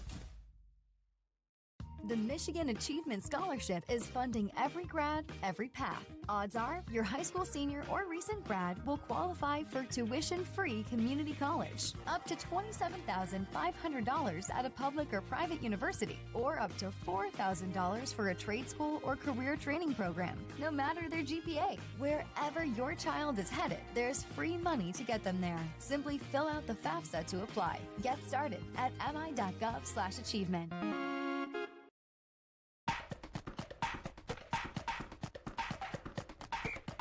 Our weekly Be the Referee feature takes a look at the fine art of officiating with MHSAA registered official Paige Winnie. We're on the football field today, where the offense has the ball on their own 20-yard line. It's 3rd and 10. They run a draw play with the running back gaining 9 yards before fumbling at the 29-yard line. The fumbled ball goes forward to the 35-yard line before another offensive player recovers. Where should the ball be marked? Because the ball was recovered inbounds, it's first down for the offense at the point of recovery, the 35-yard line. If the ball had rolled out of bounds at the 35-yard line before anyone could recover it, it would have been brought back to the spot of the fumble, the 29-yard line, making it 4th and 1 for the offense. Thanks, Paige. There are lots of reasons to get in and stay in officiating. Each week, we hear from a current or former official in a segment called What's My Why? This week, we hear from Mike Pereira, who is currently the football rules analyst for Fox Sports. I didn't want to officiate when they first came to me. I said no. My dad had officiated. They said, why? I said, I don't have any desire to. And they said, well, why? I said, because I don't. Well, your dad officiated. Well, maybe that's it. I used to go to games and watch him get yelled at. But it's $10 a game. It's $10 a game on Sunday, 3 games. $30 cash. I was a college student with no money. I said, I always thought I wanted to officiate. And out I went, and it was kind of interesting that first quarter of the first game, the first Pop Warner game, first quarter, parents are yelling at me. I didn't know what the hell I was doing. Little kids running around. And it was like somebody injected me with adrenaline. I found my passion in life. As stupid as that may be sound, I found my passion in life. Now more than ever, we need officials. If you're interested, go to the MHSAA website now to register and to check out other What's My Whys. You've been listening to This Week in High School Sports, powered by Michigan Student Aid, a production of the MHSAA Network. Thanks for joining us here in the 1-800-CALL-SAM studio. I'm John Ross, and we'll be back next week.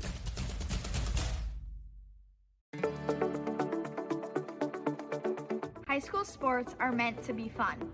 We love to represent our school. And we care about our sports. We know you do too.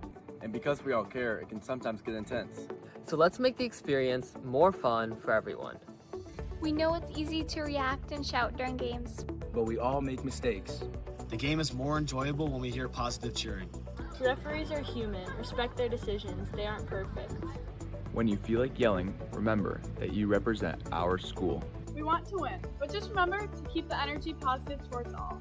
During the season, we spend a lot of time with our coaches. They have a tough job. Please accept their decisions. And be thankful for all the time they have devoted to making us better. Thanks for coming to our games and always supporting us. We couldn't do this without you. We couldn't do this without you. We couldn't do this without you. We couldn't do this without you.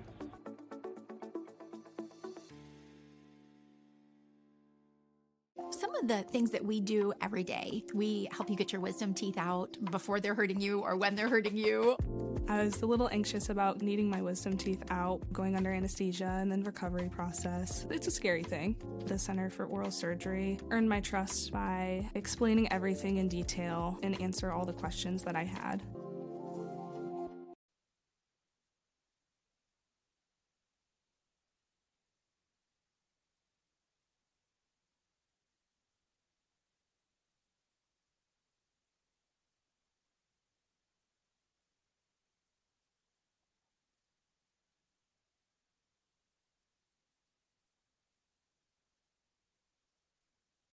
A hard time hearing tonight's game. Hi, I'm Brock Conkle from Michigan Sports Radio, and after putting it off for many years, I decided to contact Miracle Ear and get my hearing tested, and sure enough, had significant hearing loss. The friendly staff at Miracle Ear fitted me with hearing aids, and life is so much more enjoyable being able to hear the things that I've been missing. Go to miracle-ear.com to schedule your free hearing evaluation. There's a location near you. Hope has a pulse, and it beats in you. This is Versity. Hope. It's in our blood. Looking for a great place to buy a used truck or car? Check out Extreme Truck and Auto Center, located at 1098 O'Malley Drive in Coopersville. They have a huge selection of trucks, cars, vans, and SUVs. Stop by their lot or give them a call at 616-384-3777. You can check out their inventory at xtacenter.com.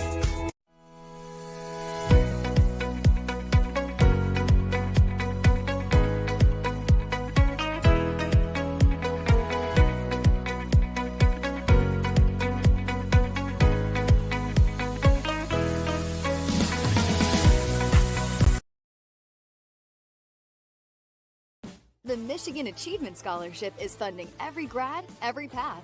And odds are, your high school senior or recent grad will qualify for free money for community college, public or private university, or career training, no matter their GPA. And the scholarship is less income-based than you might expect. Wherever your child is headed, there's free money to get them where they want to go. Learn more at mi.gov/achievement. Get ahead of the holidays with Surf Fiber Fast Internet. Get all the speed you need, plus the perks you deserve, like free installation, free Wi-Fi, and so much more. Get Fiber Fast Internet today. Plans start as low as $30 a month with AutoPay. Visit surfinternet.com.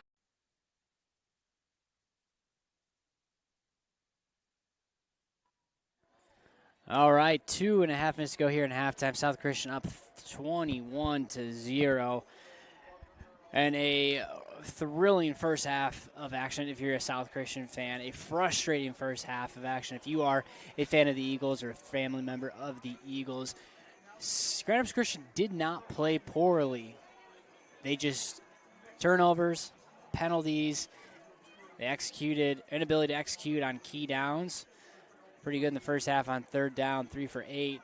But early in those first couple drives, they were well over 50% on third down, and Sailors' defense really buckling down here and not letting the Eagles get into the end zone, especially in Sailor territory. On the other side, it's been a really poised attack for South Christian as their senior quarterback, Austin Burgess, has led the way. 2 touchdowns for him on the ground. Another one by Easton Rock, 87-yard touchdown scamper for the junior speedster. But a really impressive offensive outing here for South Christian. And it's been a pretty balanced attack when needs to be. A lot of inside runs, a lot of outside running options. And then when they need to, Austin Burgess has rolled out and made plays here. So we'll step aside, take one more break, and get you ready for the second half here on Michigan Sports Radio and the Sailors. Ultra Products is proud to sponsor and support South Christian Athletics. Ultra Products sells, installs, and services paint booths. We are the premier paint booth service company in Michigan. We are also the Carliner Collision Repair Equipment specialist for the state of Michigan. We would love to help you with your paint booth, filters, and collision repair equipment. Please give us a call at 616-877-0099. Since 1997, Big O's Smokehouse has been a West Michigan tradition, family-owned in Caledonia, just 15 minutes from the Sailors Field. We believe in craftsmanship over convenience, the finest fish and seafood, handcrafted, natural, hardwood, smoked with no liquor smoke, chemical-flavored enhancers. Fuel up the season at a little old marketplace or the marathon on Cherry Valley Avenue. And cheer on the Sailors. Big O's Smokehouse, real Michigan flavor, made to share. For over 85 years, the Sobey Company has been a premier commercial construction contractor, specializing in everything from walls and ceilings to floors and insulation. We have been a part of almost every large commercial construction project in West Michigan, including the newly constructed South Christian High School, Byron Center Christian renovations, and 2 expansion projects at Dutton Christian. Our skilled and talented craftsmen can make any interior dream you have a construction project reality. Burgess Surveying is a privately owned company that has been serving the West Michigan community and state for over 15 years. They provide a wide variety of surveying services. Whether you're a homeowner who's looking to establish your property lines or a large commercial contractor who wants his project to be completed efficiently and timely, Burgess Surveying can meet your needs. They strive to build long-lasting, professional relationships built on trust with each of their clients. They're located in downtown Byron Center.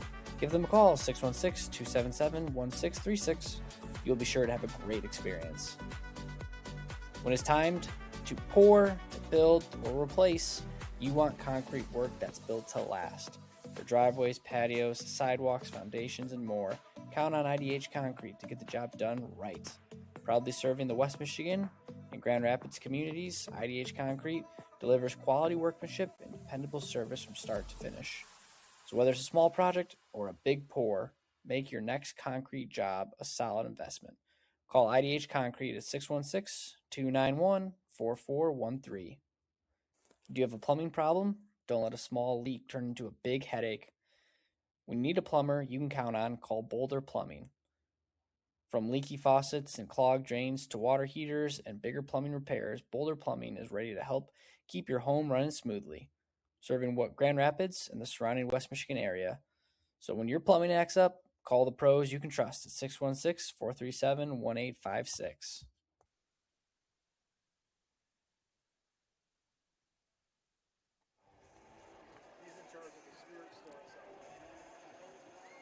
Welcome back, folks. We are seconds away from the start of the second half here from East Kentwood High School. It's been all South Christian, 21-0 over their rival Grand Rapids Christian. I am pleased to introduce to the booth, who I'm absolutely going to put on the spot here, Bob Sack, the original voice of the South Christian Sailors for years and years and years.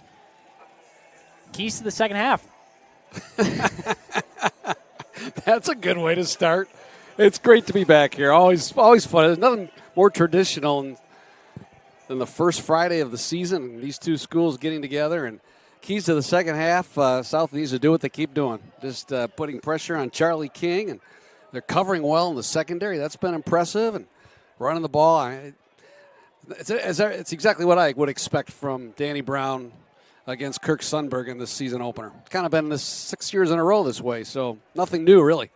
Yeah, South Christian really taking the series lead. Again, 57th matchup of this game. Sailors with a 33-23 advantage over their rival. And yeah, it's been Danny Brown really the whole way. And you mentioned that secondary. Special shout out to the junior, Ben Jackson. He's played really well. Breon Walton was the go-to for Caleb King. And Ben Jackson has been excellent, along with Brody Schultz on the outside, as they've really slowed that passing attack down. Early assessment on our man Zach Brinker making his debut tonight as the offensive coordinator. I talked to him before the game. It looked like he was about to vomit. He probably did vomit, but an excellent outing so far. It helps when you've got guys like Easton Rock, Dax Blackport, and a senior quarterback leading the way. You think about it, Bryce, there's just so many teams at any level, college or high school, that have to deal with a quarterback change every year. And the benefit, the value of having a returning starter at any level in high school or college, so paramount. We talked about that as we were wrapping up the first half. Austin Burgess looks so much more poised this year, more comfortable, more confident in this system. Second half underway. Rock and Vandegren back deep. Vandegren on the return from the 5. He drops that. Able to pick it up. Nice move as he's going to get some yards after it. He breaks free through a lane up across the 40, making something out of nothing. Almost a abysmal start. Jesse Vandegren covers up for it. That happens so often on a kickoff return. You see that where the returner fumbles the ball or just struggles to gather it in, and the coverage it just flies right by him. And that opens up sort of that second level of the coverage team, and that's what happened on Vandegren's return. And good news here for the Sailors fans. Charlie Vermas back in the game, number 7, on that far side of the field. He went down with an injury in that first half. Good to see him back in. All right, 1st and 10. Thanks to that fantastic kick return by Vandegren. He goes in motion. Burgess drops back, looks deep, eyes his man down, has Biced one-on-one on Walton, just overthrown. I like that, though. Deep attack, deep shot. Start off the second half. Good coverage by Breon Walton there. He didn't buy the hesitation on the post route. Stayed right with him, stride for stride. Burgess really threw it in a good spot where it was too deep for anybody to catch it. How about Vermas talking about his brother Jake last night? 2 catches, 14 yards, and his debut for Grand Valley. Good to see. Speaking of debut, Dax Blackport, his debut tonight, running the football more than at any point we saw last season, and he picks up a big first down, big yards on that 2nd and 10 run up ahead for the first down. Hey, do you have a plumbing problem? Don't let a small leak turn into a big headache. When you need a plumber you can count on, call Boulder Plumbing. From leaky faucets and clogged drains to water heaters and bigger plumbing repairs, Boulder Plumbing is ready to keep your home running smoothly, serving Grand Rapids and the surrounding West Michigan area. Call 616-437-1856. Blackport again on the carry.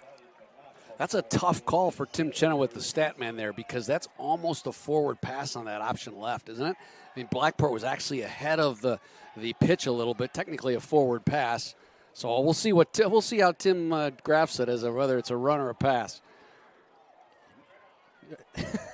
We shall see. It's 1st and 10, 11-14 to go in the third. Vandegren again in motion. Burgess with the keeper. Looks to go left, tries to bounce outside, kicks it back up the middle. Up ahead across the 45, down to the 44. Nice interior work by Easton Howe, the veteran interior lineman for Christian High, to turn that play inside. Grand Rapids Christian again tonight without their star offensive lineman, Caleb Pugh, Indiana Hoosier commit, out for the game. The Sailors able to get some pressure on Caleb King. 5 years ago when you said that, it wouldn't sound like much. I know. 2026, that's a pretty big deal. The national champions. Vandegren, nice run off that left side. Bounces it to the sideline. Eventually brought down out of bounds by 2 would-be defenders. 10 and nice run is 12-yard carry as South Christian Offensive line really making this Grand Rapids Christian defense pay. It's been a long first half, and they're picking right up where they left off. Hey, Bryce, quick reference tonight to a very special individual of South Christian football who passed away this week. In fact, just at his visitation service tonight, Jay Morin died at age 92, really the father of South Christian football. He was the one back in the 60s that pushed for it, really the first Christian school in Grand Rapids to have a football team. Went on to coach basketball at South, Coach Todd Scrotenbauer's dad for many years, the third winningest coach at South Christian in basketball behind Hiskes and Dykema. Vandergrind on the option, shimmy shake, what shifty move for the senior as he gets tripped down at the 15-yard line. Great start to this first half, 18-yard carry. It's been all Jesse here so far. A great call-out on Jay Morin. I mean, he's a guy I didn't know but knew of, and most people knew of him, and that history is, especially a night like tonight, with a program like this. Yeah. Delighted we get the opportunity to honor. Longtime PA announcer. When you played, he would have been the PA announcer. How about that?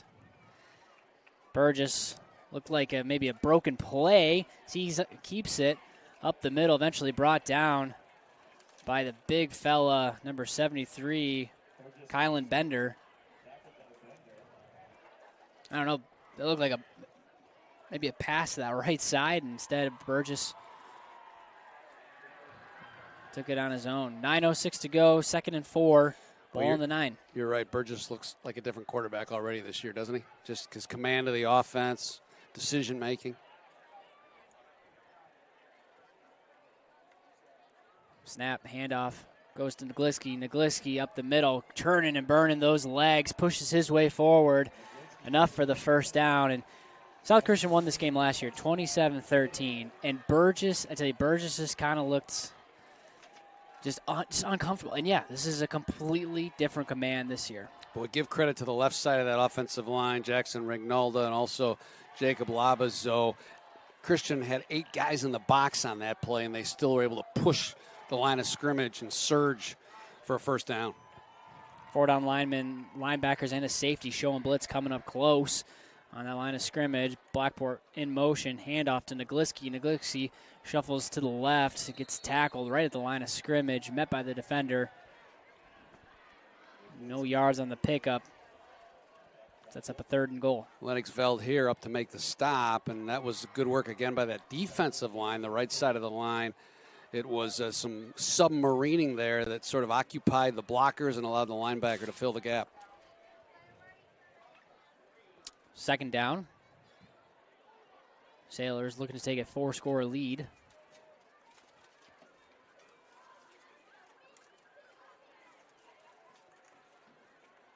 Snap to Burgess. Quick pitch to Nagliski. He drops it, pounces on it. And I tell you, one of the few mistakes tonight by South Christian. Just Colin Nagliski taking his eyes off the ball. Pretty well defended to the short side, but he had a couple blockers out in front of him. Unfortunately, never had a chance to weave his way to the goal line. Now still 3rd and goal from the 10. 3 to the wide side, to the right side. Burgess pauses, rolls right. Has an open man right in the middle of that zone is Vermas as he lunges forward in the end zone. Touchdown, Charlie Vermas. One of the things that's so evident about Burgess already is just his patience. He's looking for that 2nd or 3rd receiver, and on that particular play was Vermas coming from the weak side of the offside to find that gap in the zone, as you said. And Burgess waited patiently and found him. Again, credit to the line for some good protection, that time the right side of that offensive line. They've ran that play a few times, rolling to one of the sides, and then you have the Xer Z receiver just finding a spot in the soft spot of that zone. Herstetter, 4 for 4 now on PATs, and South Christian well in control of this game. Week 1 action, 28-0. We'll take a quick break. Be right back after this here on Michigan Sports Radio, streaming live on the Sailor Zone and Huddle TV. Cello's Restaurante is where great food and sports come together. There's something for everyone from a variety of handcrafted pizzas along with classic Italian dishes. With over 50-plus TVs on each location, you won't miss any action of the big game. Plus, they deliver. To check out their menu or order online, go to ucellos.com. Check us out to see why we're the #1 sports lounge in the area.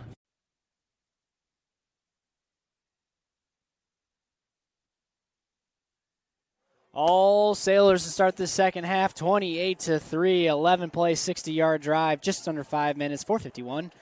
Capped off by a 10-yard Burgess to Vermas touchdown pass, 28-0, and we welcome back. We thank you. Thank Bob for joining with us. Dad, as some would say. But we welcome back Taylor, back to the booth. Looks like I didn't miss too much. I mean, it's always nice to come back to the booth and see a touchdown. But how about Bob Sack, man, the legend? I mean, it's got to be fun for you. It is fun. You obviously do a great job, and your dad's now doing Calvin football, Calvin football, which is super exciting. But when he did our games in basketball and now to have you to see it kind of run the family and for you guys to kind of have those moments, man, that's pretty special. That's pretty awesome. It is. I mean, there's a family atmosphere here at South Christian, that is for sure. Generations. I'm sure there's some stat. There's probably 5 or 6 generation families here, but it's been fun. All right, Caleb King looking for something here. Charlie King, that is, looking for something here as he keeps it. Option read up that right side off the tackle. Pickup of 2.5. Yeah, a little read option right there, and then Gilhood again at the nice tackle. Been able to call his name a couple times here tonight, but it just feels like Sailors kind of have all the momentum.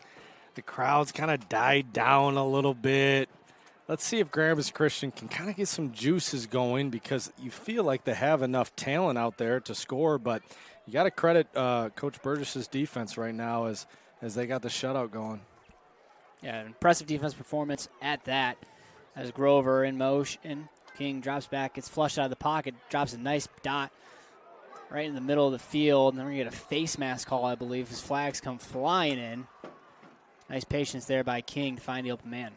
Yeah, not sure who that was. Might be Hunterman, but just kind of came in too high with his hand, and the guy stopped early and kind of jetted out and really got caught in that face mask. Anytime 3 officials throw the flag, they're pretty confident in that one. So that's going to be a big first down for the Eagles there.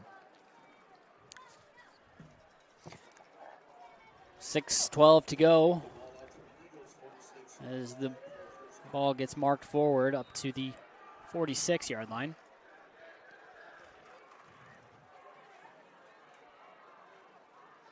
Senior Charlie King leading this attack. 2 wide to his right. Tight end also to that side. Takes the snap. Play action. Rolls left. Dumps it off to a streaking man as he turns the corner. That's Felipe Martinez-Mendoza up ahead for the first down. Really nice drawn-up play right there to kind of get him out in space. About a 3-4 yard catch with about a 7-8 yard run. So I think that's what the Eagles need to do. They kind of got to chip away, getting him out of the pocket and trying to use some different receivers. And then, they still got to hit one of those big plays if they're going to want to score some points quickly. 5:48 to go here. 3 wide to the right this time. Tight end on the opposite left side. Grover goes in motion. King rolls to his right. Flood concept is South Christian all over that one. Taylor, Jared Gilhood, nowhere to go for Charlie King. He's having a day, folks. This senior, 6'3", 195-pound number 11 with a big sack right there for the Sailors defense. I don't remember calling his name much last year. And man, the off seasons, the work these guys put in, even probably a little bit too, like how much development even. Some kids grow faster than others, and I tell you, this kid has come out of nowhere and had an awesome game tonight. Awesome game, yeah, really cool to see. It's always fun to call some seniors when they maybe not played as much as juniors and then kind of step up. QB design run the whole way. Nice patience by King as he cuts that one back. Taylor's looking for a flag, and there is one out there, but King up ahead to the 21-yard line. Really nice run for Charlie King as he sees frustration knowing this one's probably coming back. Yeah, looks like we're going to have a hold on the offense right there. And I didn't see it, but Sailors kind of catch a break right there because really Charlie King made about 3 or 4 guys missed, and then they picked up Dax Blackport late, and before Jack Weiss could take him down, it would have been a 20-yard run right there. Yeah, long run for sure. You got to love Cody Jones. The dude, I think, has played every snap this game, and he's out there jawing and clapping and all fired up, and that's what it's all about, man. It's all about having fun. 77, we love watching Cody Jones out there. I know he's going to need an ice bath tonight, but he's going to enjoy every minute of that because he's leaving it all on the field, and I think that's what's exciting to see about the culture that Danny Brown has built with this team. 2:22, or second and 22, I should say, 4:42 to go here in this third quarter. As King rolls to his right, looks deep, nice pass up ahead to Walton. Great throw as he zips that one in. Brody Schiltz all over the defender, but Walton still comes up with the catch. It's a 15-yard conversion. Yeah, Walton's done that a couple times tonight where Brody Schiltz has been right there and the ball just kind of sneaks past and he's tried to rip it out, and Walton's got good, strong hands, and he's been able to kind of hold on to the catch coming down. And that's a big play right there is they got to keep this drive alive. Now it's only 3rd and 10. We already talked about Schiltz in that first half, 3-year starter from corner as the Eagles get the Sailors to jump again. Not a lot of mistakes in this game, but we have had a handful of those types of penalties. Yeah, and that's Cody Jones right there, 77, and that's kind of what we talked about. He's just kind of so amped up all the time, and I think they got him on the hard count as they'll sub him out. And it looks like Labazu. Yeah, Labazu coming in for him after that penalty.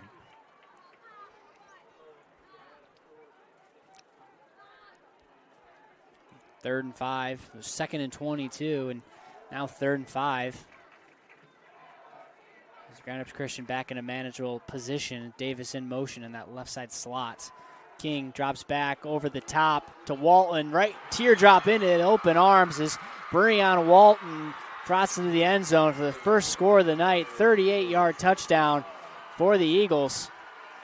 Yeah, just Breon Walton. Great ball. Great ball right Beautiful. there. He was able to beat Schiltz on the backside in the middle, and that's kind of been the guy that they've tried to get those big plays, and King missed a couple of those throws early on in the game, and you knew he wanted that one. And again, I mean, just kind of changed his momentum, you know, that you have a long 3rd down, he'd be able to pick up 10-12, then you have a penalty, and then boom, touchdown by the Eagles. So Danny Brown's not going to be too happy with that one. I felt like that was one that was maybe coming. They were due for Easton Howe now on the point after. That kick is up. And it is good. 28-7.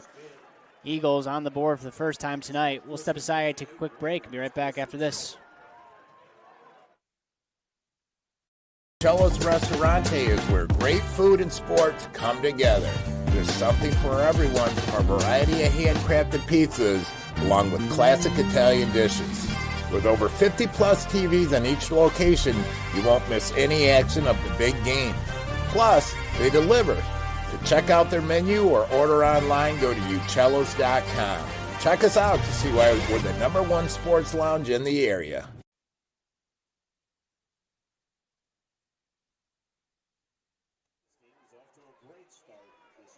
Nice pitch and catch. Charlie King to Breon Walton. First touchdown score of the drive. 6 plays, 80 yards, 3.5 minutes of play clock. Again, 38-yard touchdown pass, putting Grand Rapids Christian on the board for the first time tonight. And this is kind of a fun time, I think, for Danny Brown, just to have a little bit of a gut check time. They're kind of, you know, things were going really well, and then boom, all of a sudden you make a mistake, and then they make a big play. So I think he's going to really want to show his team right here that, hey, we got to come back, and they score, we score right back. The offense has been nearly perfect all night. And yep. It's about as close of a punch in the gut as they will get as that kick goes deep to Vandegrind. Vandegrind again. Tries to work that left side. Still on his feet. Spun around at the 24. That's where South Christian will start this drive. A lot of time still in this game, Bryce. I think that's sometimes in high school football, you know, it can kind of get to this point in the third quarter where all of a sudden, Grand Rapids Christian get a turnover and a score, and the momentum can just change a whole lot right here. So I think the Sailors, what they want to do is they're going to want to be able to continue to use some clock, keep mixing it up, Blackport, Rock, different guys, and actually. Backup quarterback. Yeah, the junior, Houston Wildebohr, is going to be behind center on this one. It's a really interesting decision that I'm not even try to read into. But Houston Wildebohr in the game, Naglitzky, as his hard count works to perfection, flags come flying in. Well, maybe that was a strategy right there. Hey, we're going to throw the backup quarterback and then hard count him and get 5 yards. But, Houston Wildebohr had a good camp. He was a starting quarterback on JV last year, and he's a kid. He throws a really good ball, and it's good for him, I think, just to get some varsity time here. He gets some help from the penalty. Slings it out to the right side to his man, Lincoln Pluger. He goes to work. Nice run after catch up ahead to the 40. Yeah, I think Danny Brown said, he's got 60 guys on his team. He feels like he's a deep team. This might be a little early for some different guys, in my opinion, but he knows what he's doing. And I think, again, he's got capable guys out there, and it's nice to get these other guys in and really get some good reps. And Lincoln Pluger, first action of the night, he's a senior, so he's been in the program for a while, and he's trusted. As Wildebohr, QB draw, gets tripped up, thought he had a lane, but instead gets dropped at the 44-yard line, 2nd and 6. And again, they got a lot of their starters still in the game. They're kind of mixing up their offensive guys right here, staying fresh. I think they're going to, a little more safe play calling here with Houston. But, this kid can sling it. He throws a good ball, so I think they might be able to lull him to sleep and maybe they'll get a quick deep one on him. 2nd and 6. Handoff to Naglitzky. Naglitzky right up the middle. He goes following his blockers. He pushes ahead. Flag comes in from that sideline. Yeah, really nice run right there by Naglitzky, and a good job by the offensive line right there. Jackson Ronaldo just following him right there. But looks like a sideline warning on Grand Rapids Christian.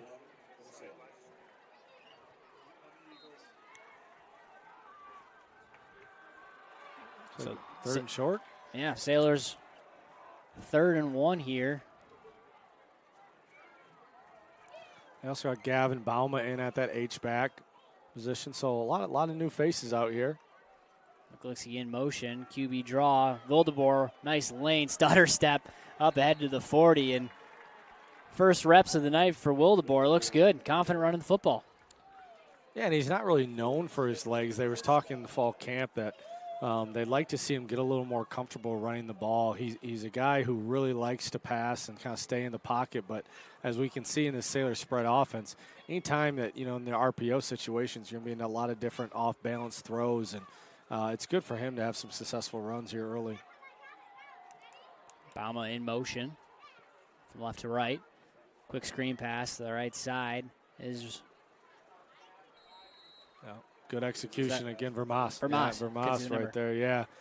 Bauma was able to get out there and get a block. We've seen that play a couple times tonight. They've just gotten the ball quick out to the flats and get to Vermas and let him kind of create as he kind of falls forward for about 7 yards right there. So, again, Danny Brown using the clock right here in the 3rd quarter. He's got some different guys in, and they're having good success.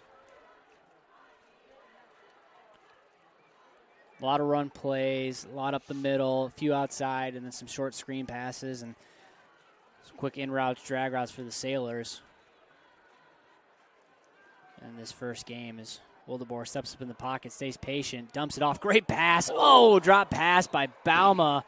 Had him wide open, the junior, making that play survive. And yeah, Gavin Bauma's known, really for his defense. And I think he's capable of playing that tight end H-back position, but great job by Wildebohr right there. Just kind of stayed comfortable in the pocket, was able to create some more time. I thought he was going to kind of take off and run, and then kind of late you saw Bauma right there. And, again, different guys in different positions. This is what the experience that they need, and I think next time Bauma gets his number call, he's going to make that catch. Tay Lowry, number 16, comes in the game for the first time as Wildebohr rolls left. Nice pass down to Bryce. Bryce, yards after catch here. He breaks a couple tackles. Yep. Up ahead to the 18, 17-yard line. Just a very nice drive here by the Sailors. Very nice for Houston. Just be able to get comfortable, different guys, being able to get involved right there with Bryce. And it looks like Blackport and Neglitzy are going to come back in. So they're going to have a couple more options here on this first down as clock's kind of running down at the end of the third.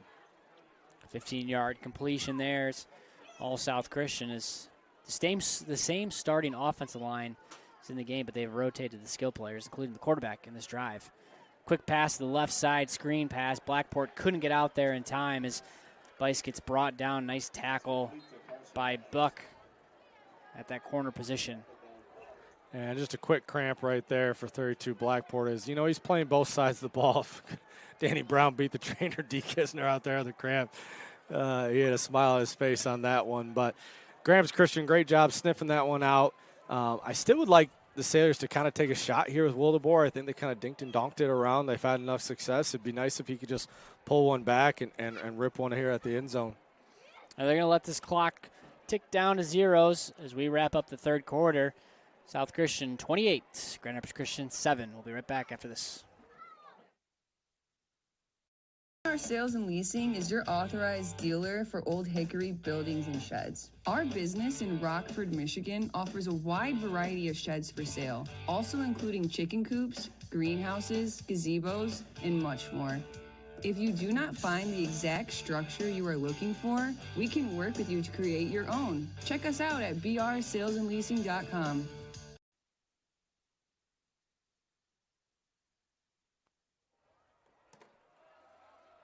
As you get ready for this fourth quarter of action, South Christian 2nd and 12.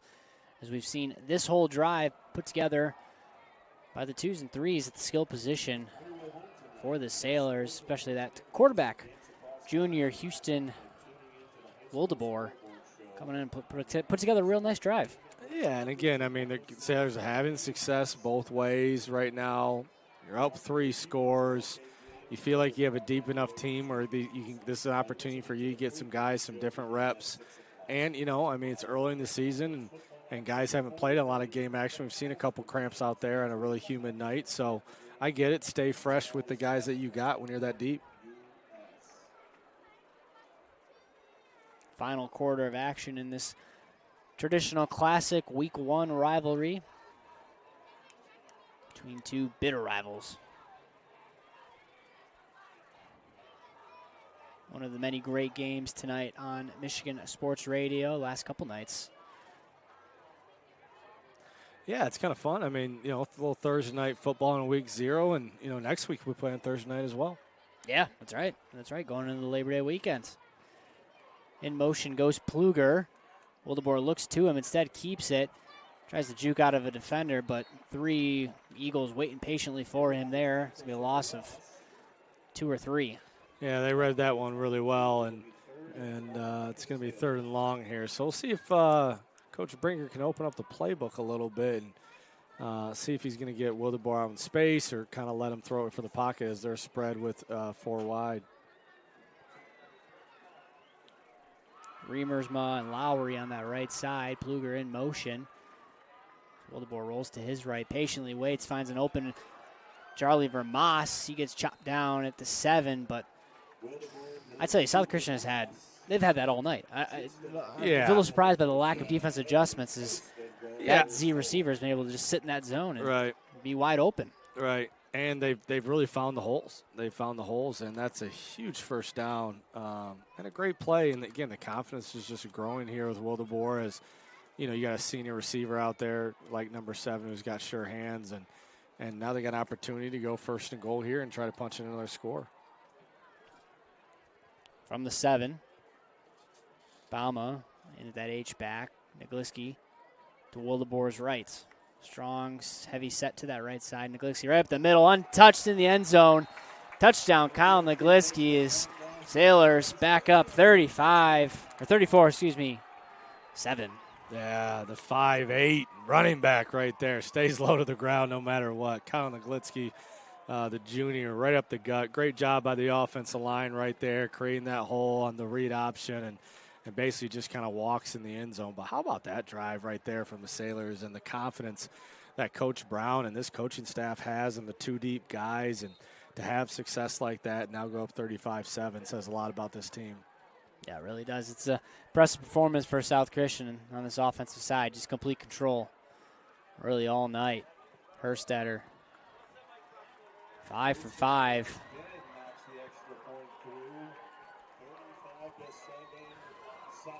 South Christian, looking at the last couple of years, 4-6 last year. First losing season since 2015, where they went 2-7. Very unlike South Christian type season, but at the same time, made the playoffs, have such a tough schedule. Danny Brown always punches up, and David Kuhl always schedule a tougher non-conference, and of course they're in a tougher conference schedule. So they were able to get in going 4-5, and we were at that game against Portland, absolute heartbreaker. The district first round matchup, I should say, of the playoffs. And yeah, I think it's fun scheduling difficult because it's really paid off for them, right? When you get to Division IV playoffs, now that they see the regional this year, everything's going to really change. So that strength of schedule and the NPR rating that the MHA has used is going to be a big deal. They went 8-5 the season before that, and that was one where they finished the season 5-4 and then knocked off a Unity team in a shocking fashion. Yeah. And then, of course, 10-4, and then 2022, 14-0, state champs. Yeah. And that Unity game, I still think about that game. I mean, that was one of the most electric upsets that I've ever been a part of. And then to go down to Three Rivers and have the tough semifinals loss. But that just kind of shows you kind of where this team is. And I think the greatest part about it is, kids just staying in the program. The youth program is just outstanding. Ryan Peilman does a great job with our youth football program. I know they're going to be out in the fields again tomorrow, and I think a lot of these kids just grew up in this system, and now they're getting their opportunity to play on Friday nights. We talked to Zach Blackwire, the old OC, before this game, a couple OCs back, but he even made the comment as handoff goes to Grover for gain of maybe 1. He made the comment that he looked at this bench and he saw 60 players, and he was like, I'm kind of jealous of that, not going to lie. Yeah. The program, I think last couple of years, maybe a little bit lighter, is beefed up, man, both physically and just head count-wise. Yeah. I mean, the numbers are great. I mean, South Christian as a school is growing. I think they're at 774 for enrollment, and next year they're expecting to be over 800. So it's just fun to see the growth here in the South Christian community. It's great for football. It's a no-cut sport, so all these guys are going to have an opportunity, and it'll be fun here seeing the fourth quarter who we can get in the game. King drops back, looks deep to Walton. That one's just heaved up in the air. Just saying a prayer as he launches that one. No good. Yeah, looks like Walton's going to go down with another cramp that we've kind of seen here tonight. Kind of story of the night. The kids that are playing a lot getting a little tired in this heat. But, Graham's Christian, they got to take shots. A little hitch and go right there on the outside. Kind of had a step. But, again, King just hasn't had a ton of success on those long throws here tonight. As Walton gets attended to on that pass. Just going back to the program, you said it's a no-cut program. So there are guys on this roster who know they aren't going to see many minutes but want to be part of it. And there's just something about that at this level where, you get in the dog days of mid-October, and especially if the season's not going well, like you got to finish out the season. And yet it's a program that guys want to be part of. And from the early Rocket football levels all the way up to varsity, just people want to be part of this. And got to give credit to Danny Brown and all the coaches here and who've been through here to build this to what it is. Yeah, I think it's super exciting. And I think seeing those guys cheer on those other guys maybe in the 2 deep or 3 deep on the bench is probably the best part about it. King rolls out 3rd and 9. Back sets up a nice halfback pass as he has to one man to beat. He does. Splits a couple defenders. Sailor's able to gang tackle Grover from behind, but beautiful play design as they tried that play in the first half, and Sailor snuffed it out wonderfully that time, caught South Christian sleeping for a 30-yard completion. Yeah, they got him right there. Great play set up. They haven't ran it in a while, and a little misdirection screenplay, and credit to all those Eagle blockers out there as they were able to create a really big gap for 22. The PA announcer was talking about a cross-country Yeah, tonight? Yeah, we got a huge event tonight. I don't know what year this is, but it's called Under the Lights. And they started running at about 6 o'clock here this evening, and they're going to run all the way through midnight. As King handoff to Grover. Nice effort there, but too many Sailors on defense to try to slow that one down. Sorry, so that's it's a cross-country event that we welcome 108 different schools. Think about that. 108 schools are at South Christian tonight. There's more police and traffic on Kalamazoo over there by 68th right now than if you don't have to go that way, I wouldn't suggest it. But it's a tremendous event. I think it's super fun for the cross-country kids being able to run under the lights. They have tons of sponsors. They have a great committee. They do a great job. So if you're not doing anything tonight and you want to go watch some great cross-country, head over to South Christian. King play action, rolls left. He's got to beat a man. He does. He's going to keep it on his own. Has to beat another man. Beats two. Gets pushed out of bounds eventually. As that was Connor Mead. Yep, Connor Mead and Cole Tibby, a couple guys on the two deep right there, getting some opportunity to play. And really kind of a stutter step by King right there on the rollout, and was able to pick up the first down. Going back to that cross country, I live right around there, so not loving the fact I'm going to hit traffic at 9:30 and at 10 o'clock tonight. And you're going to have fireworks. There'll be some great. nice fireworks. The dog show. And the baby will be the dog thrilled. and the baby will be fired up about 11 o'clock. We're gonna have a fireworks show at the high school, so it's a great event. You'll be all right. All right, I should warn my wife, but Grover on the carry, and we'll get the full rushing yard total here shortly, but South Christian's rush defense has been impressive. I know that maybe not be the strength of this Grand Rapids Christian unit, but especially with Pugh out. Yeah, right. But still, South Christian holding the Eagles to 35 yards rushing. Yeah, pretty impressive. Cam Inhout, the junior there.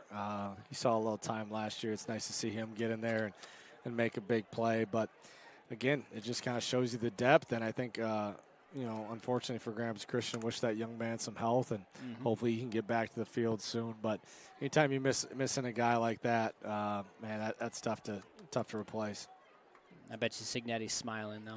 Yeah. Doesn't want him to get hurt. Deep pass to the sideline. That was a big-time throw by King as he gets an open Renz. Yeah, Donker right there on the outside. Looks like it's going to be a... Check that was Malachi Sandberg on the catch. Senior. Big-time throw by King. So he had to wind up and heave that one across the field. Yeah, first down right there. It was close. Wasn't sure if they're going to come out and measure that one or not. But Graham's Christian kind of, again, taking their time on offense. A little interesting when you're down so much. But I think that this is kind of what they've done all game long, and they kind of got a routine. They're sticking to it. 7:01 to go in this game. Handoff to Grover. First big lane for Grover as he shimmy shakes, breaks a couple tackles, pushes his way to the end zone. I think they're going to say he's out just out of bounds, but I tell you, that was the first really breakdown from South Christian's defense tonight. And Grand Rapids Christian goal to go here. Yeah, I mean, that was just a great blocking scheme and great run by Grover. Now I think they're going to hustle up to the ball on this one as they're trying to catch South Christian some substitutions. Taylor's able to get off the field as Grover on the handoff, but met right away by, who was that, 56? That's Hunter Hollister. Abercrombie and Fitchingham. There you go. Love to see it. Yeah, the old Hollister brand. I bet you wore that in high school. Nah, I couldn't afford it.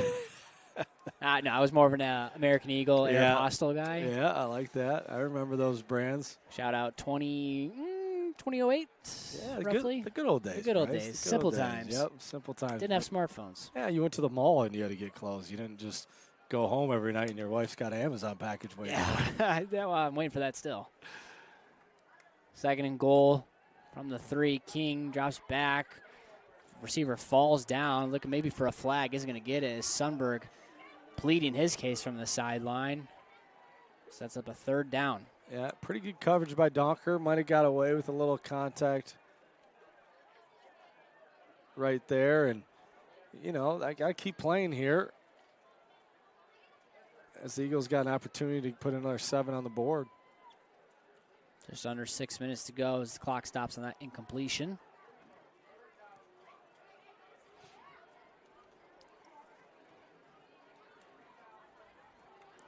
Grover lined up behind King. King QB draw, makes a move, a nice move it was as he bulldozes his way into the end zone.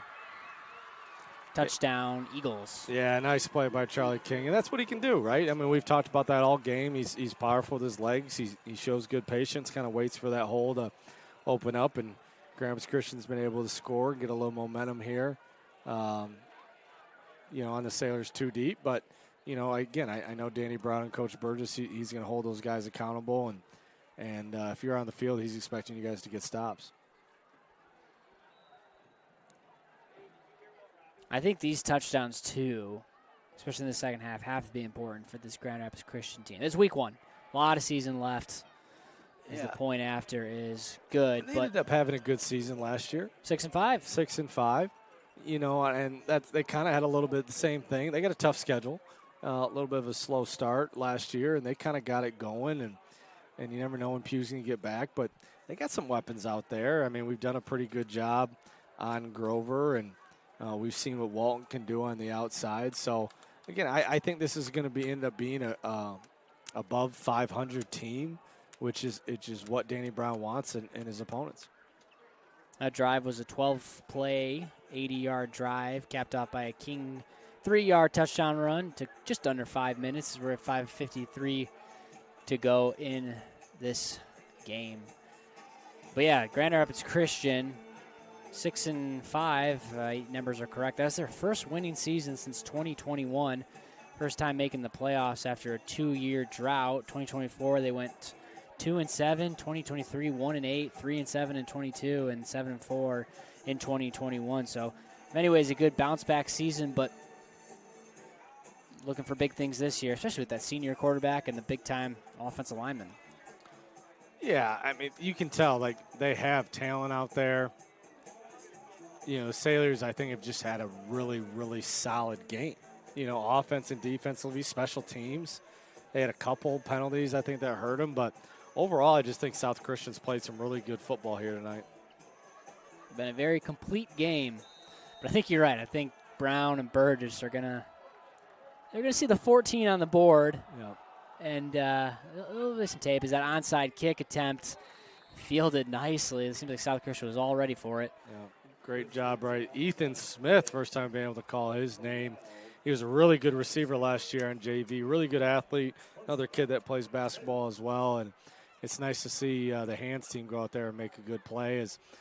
This type of year, it's probably something you haven't practiced a ton. Yep. But that was a pretty good onside kick. Yeah. That had an opportunity right there for the Eagles to get the ball back. Instead, South Christian pounces on it. They'll get the ball from Grand Rapids Christian's 49-yard line. Wildeboer back in the game. New offensive line here for the Sailors as well.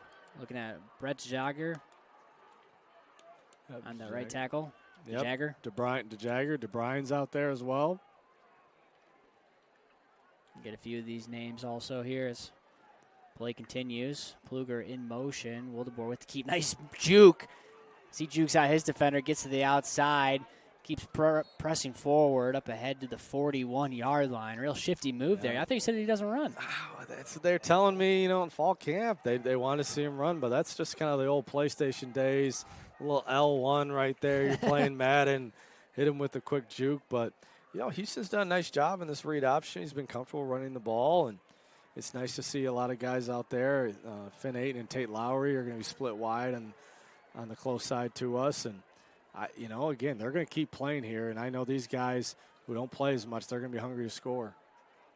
Isaac Verdine in at center. Ty Swift at right guard.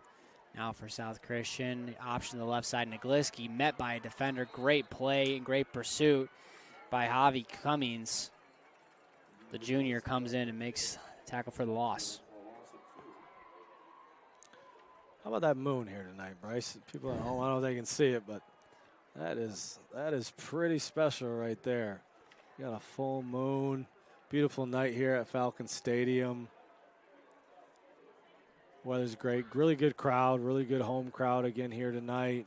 Just a lot of excitement here in August as we kick off another great high school football season. How about the moon? How about the moon, man? We got to work out our the moon. I mean, I'm just telling you, I'm looking at it here all night. It's a good-looking moon. Who am I to say? It's a good-looking moon. And Will DeBoer rolls out, steps in the pocket. Nice cut as he plants his foot in the dirt and pushes his way forward up ahead to the 36-yard line. Hey, running quarterback. What do I know? I mean, what do I know? I mean, he's just a running quarterback. Look at the moon. Look at the moon. You know, Houston's done a great job. Great job running here on this read option stuff. I'm telling you, though, he can throw it. I'd like him to see if Brinker can open up the playbook for him a little bit, but I get it. They're staying conservative, using a lot of clock. Just under 4 minutes to go here. Other offensive lineman, junior Tyler DeWeird. Tyler DeWeird. Nailed it. Line at left tackle. Plays for a varsity volleyball team. Big kid. Glisky up the middle. Metz by that defensive end as well as the linebacker. And on pursuit, that was Cummings again making the play. 3:30 to go here, 2nd and 10. South Christian will head up to beautiful East Grand Rapids Memorial Field, one of the probably the best stadiums, I'd argue, in the country, with the view over Reed's Lake. That's where South Christian will face the Pioneers in their Week 2 matchup. Grand Rapids Christian, I believe, travels, or Traverse City West travels to them. So either way, someone's putting some mileage on the buses. They had a fun matchup, and they've done this before. Last year they went down to Chicago, played Wheaton Academy. As the screen pass goes outside to Pluger. Pluger, nice moves and yards after a catch. Yeah, great play by Lincoln Pluger there, number 13. He's getting a couple good opportunities, and he's going to be just short of that first down. So they're going to have a short 3rd and 1. Grand Rapids Christian facing off against Traverse City West, and then they do have East Grand Rapids, so unique common opponent there. And we all remember that East Grand Rapids game from last year. I mean, that was brutal. You know, the bad snap, and then East Grand Rapids just running the clock. So I think the Sailors are going to be fired up next week to score early and often. Yeah, they want that one back, and look at the opportunity, too, as Will DeBoer, QB run again. He keeps those legs churning. His head hits hard off the turf. He's going to bounce right back up. The junior with some tough running tonight to put this game away. Good job by the offensive line. Brett DeJagger right there, the 6', 200-pound senior with a good block. As we're going to get under 2 minutes. I think Danny Brown's kind of thinking right here, hey, we're just going to continue to use this clock right here, run a few more plays, and get his guys home. 1st and 10 now, 1:43 to go. Sailors up big against their rival, Grand Rapids Christian. It looks like they're setting up in victory formation here with 1:26 to go. So, again, folks, South Christian with a dominating 35-14 win tonight. As we'll a couple more snaps. Hey, but don't go anywhere. I'd be remiss if I didn't say stick around for the post-game show. Taylor will give out the Big O's Smokehouse Player of the Game. Yep. And my friends, a lot of options. You got a tough call coming up. So tough call. You got 61 seconds to think about that. Yeah. I think overall this staff's going to go home tonight very happy. I think for a first game right here to have some early success on offense, I thought the offense and defensive lines from the starters were really good. But I think the exciting thing for both teams, and just speaking from a coach, like just getting film.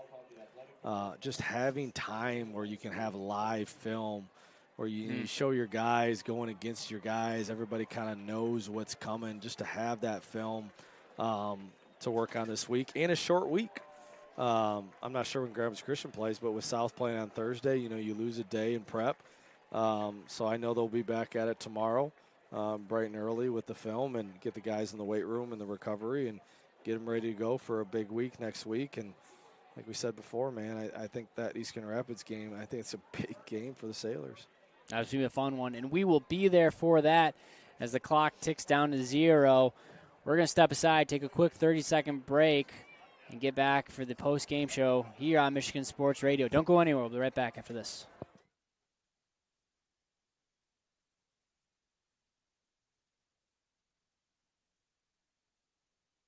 The things that we do every day, we help you get your wisdom teeth out before they're hurting you or when they're hurting you.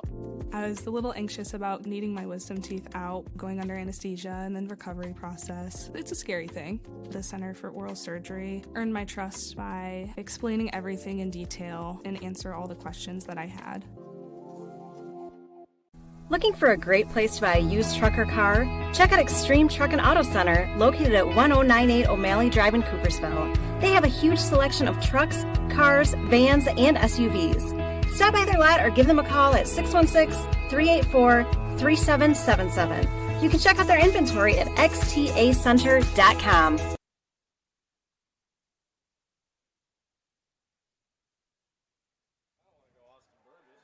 35-14, South Christian with a dominating performance here over their rival Grand Rapids Christian here. Excellent start to the season for these Sailors. Let's go over the scoring summary for tonight's action. The fun started and the fireworks kicked off with a two-play 90-yard drive thanks to an 87-yard Easton Rock's touchdown run. Sailors took the 7-0 lead with another stop after a long Eagles drive. Sailors got the ball back, 17-play, 80-yard drive, 5.5 minutes. Austin Burgess with a 2-yard touchdown run. Sailors were able to put another touchdown on the board before the half, 14-play, 55-yard with 5 minutes to go, coming off a Bryce interception that set up another Austin Burgess touchdown run. Sailors got the ball to start the second half, and they reeled off an 11-play, 60-yard, almost 5-minute drive that ended with a Burgess to Vermoss 10-yard touchdown pass. Grand Rapids Christian was able to get on the board, 6-play, 80-yard drive. King with a nice 38-yard pass to Breon Walton. South Christian answered the bell as Nagliski capped off a 9-play, 75-yard touchdown drive, 7-yard touchdown run for Nagliski, and last touchdown of the game. That was the last touchdown of the game tonight. Let's go over some of the stats from the first half, from this game. South Christian really, again, just dominating performance there. 352 yards on offense, 243 in the air, 109 on the ground. Grand Rapids Christian had some success early on, but turnovers, mistakes just ended their drive, halted their drive. 278 total yards on offense, interception.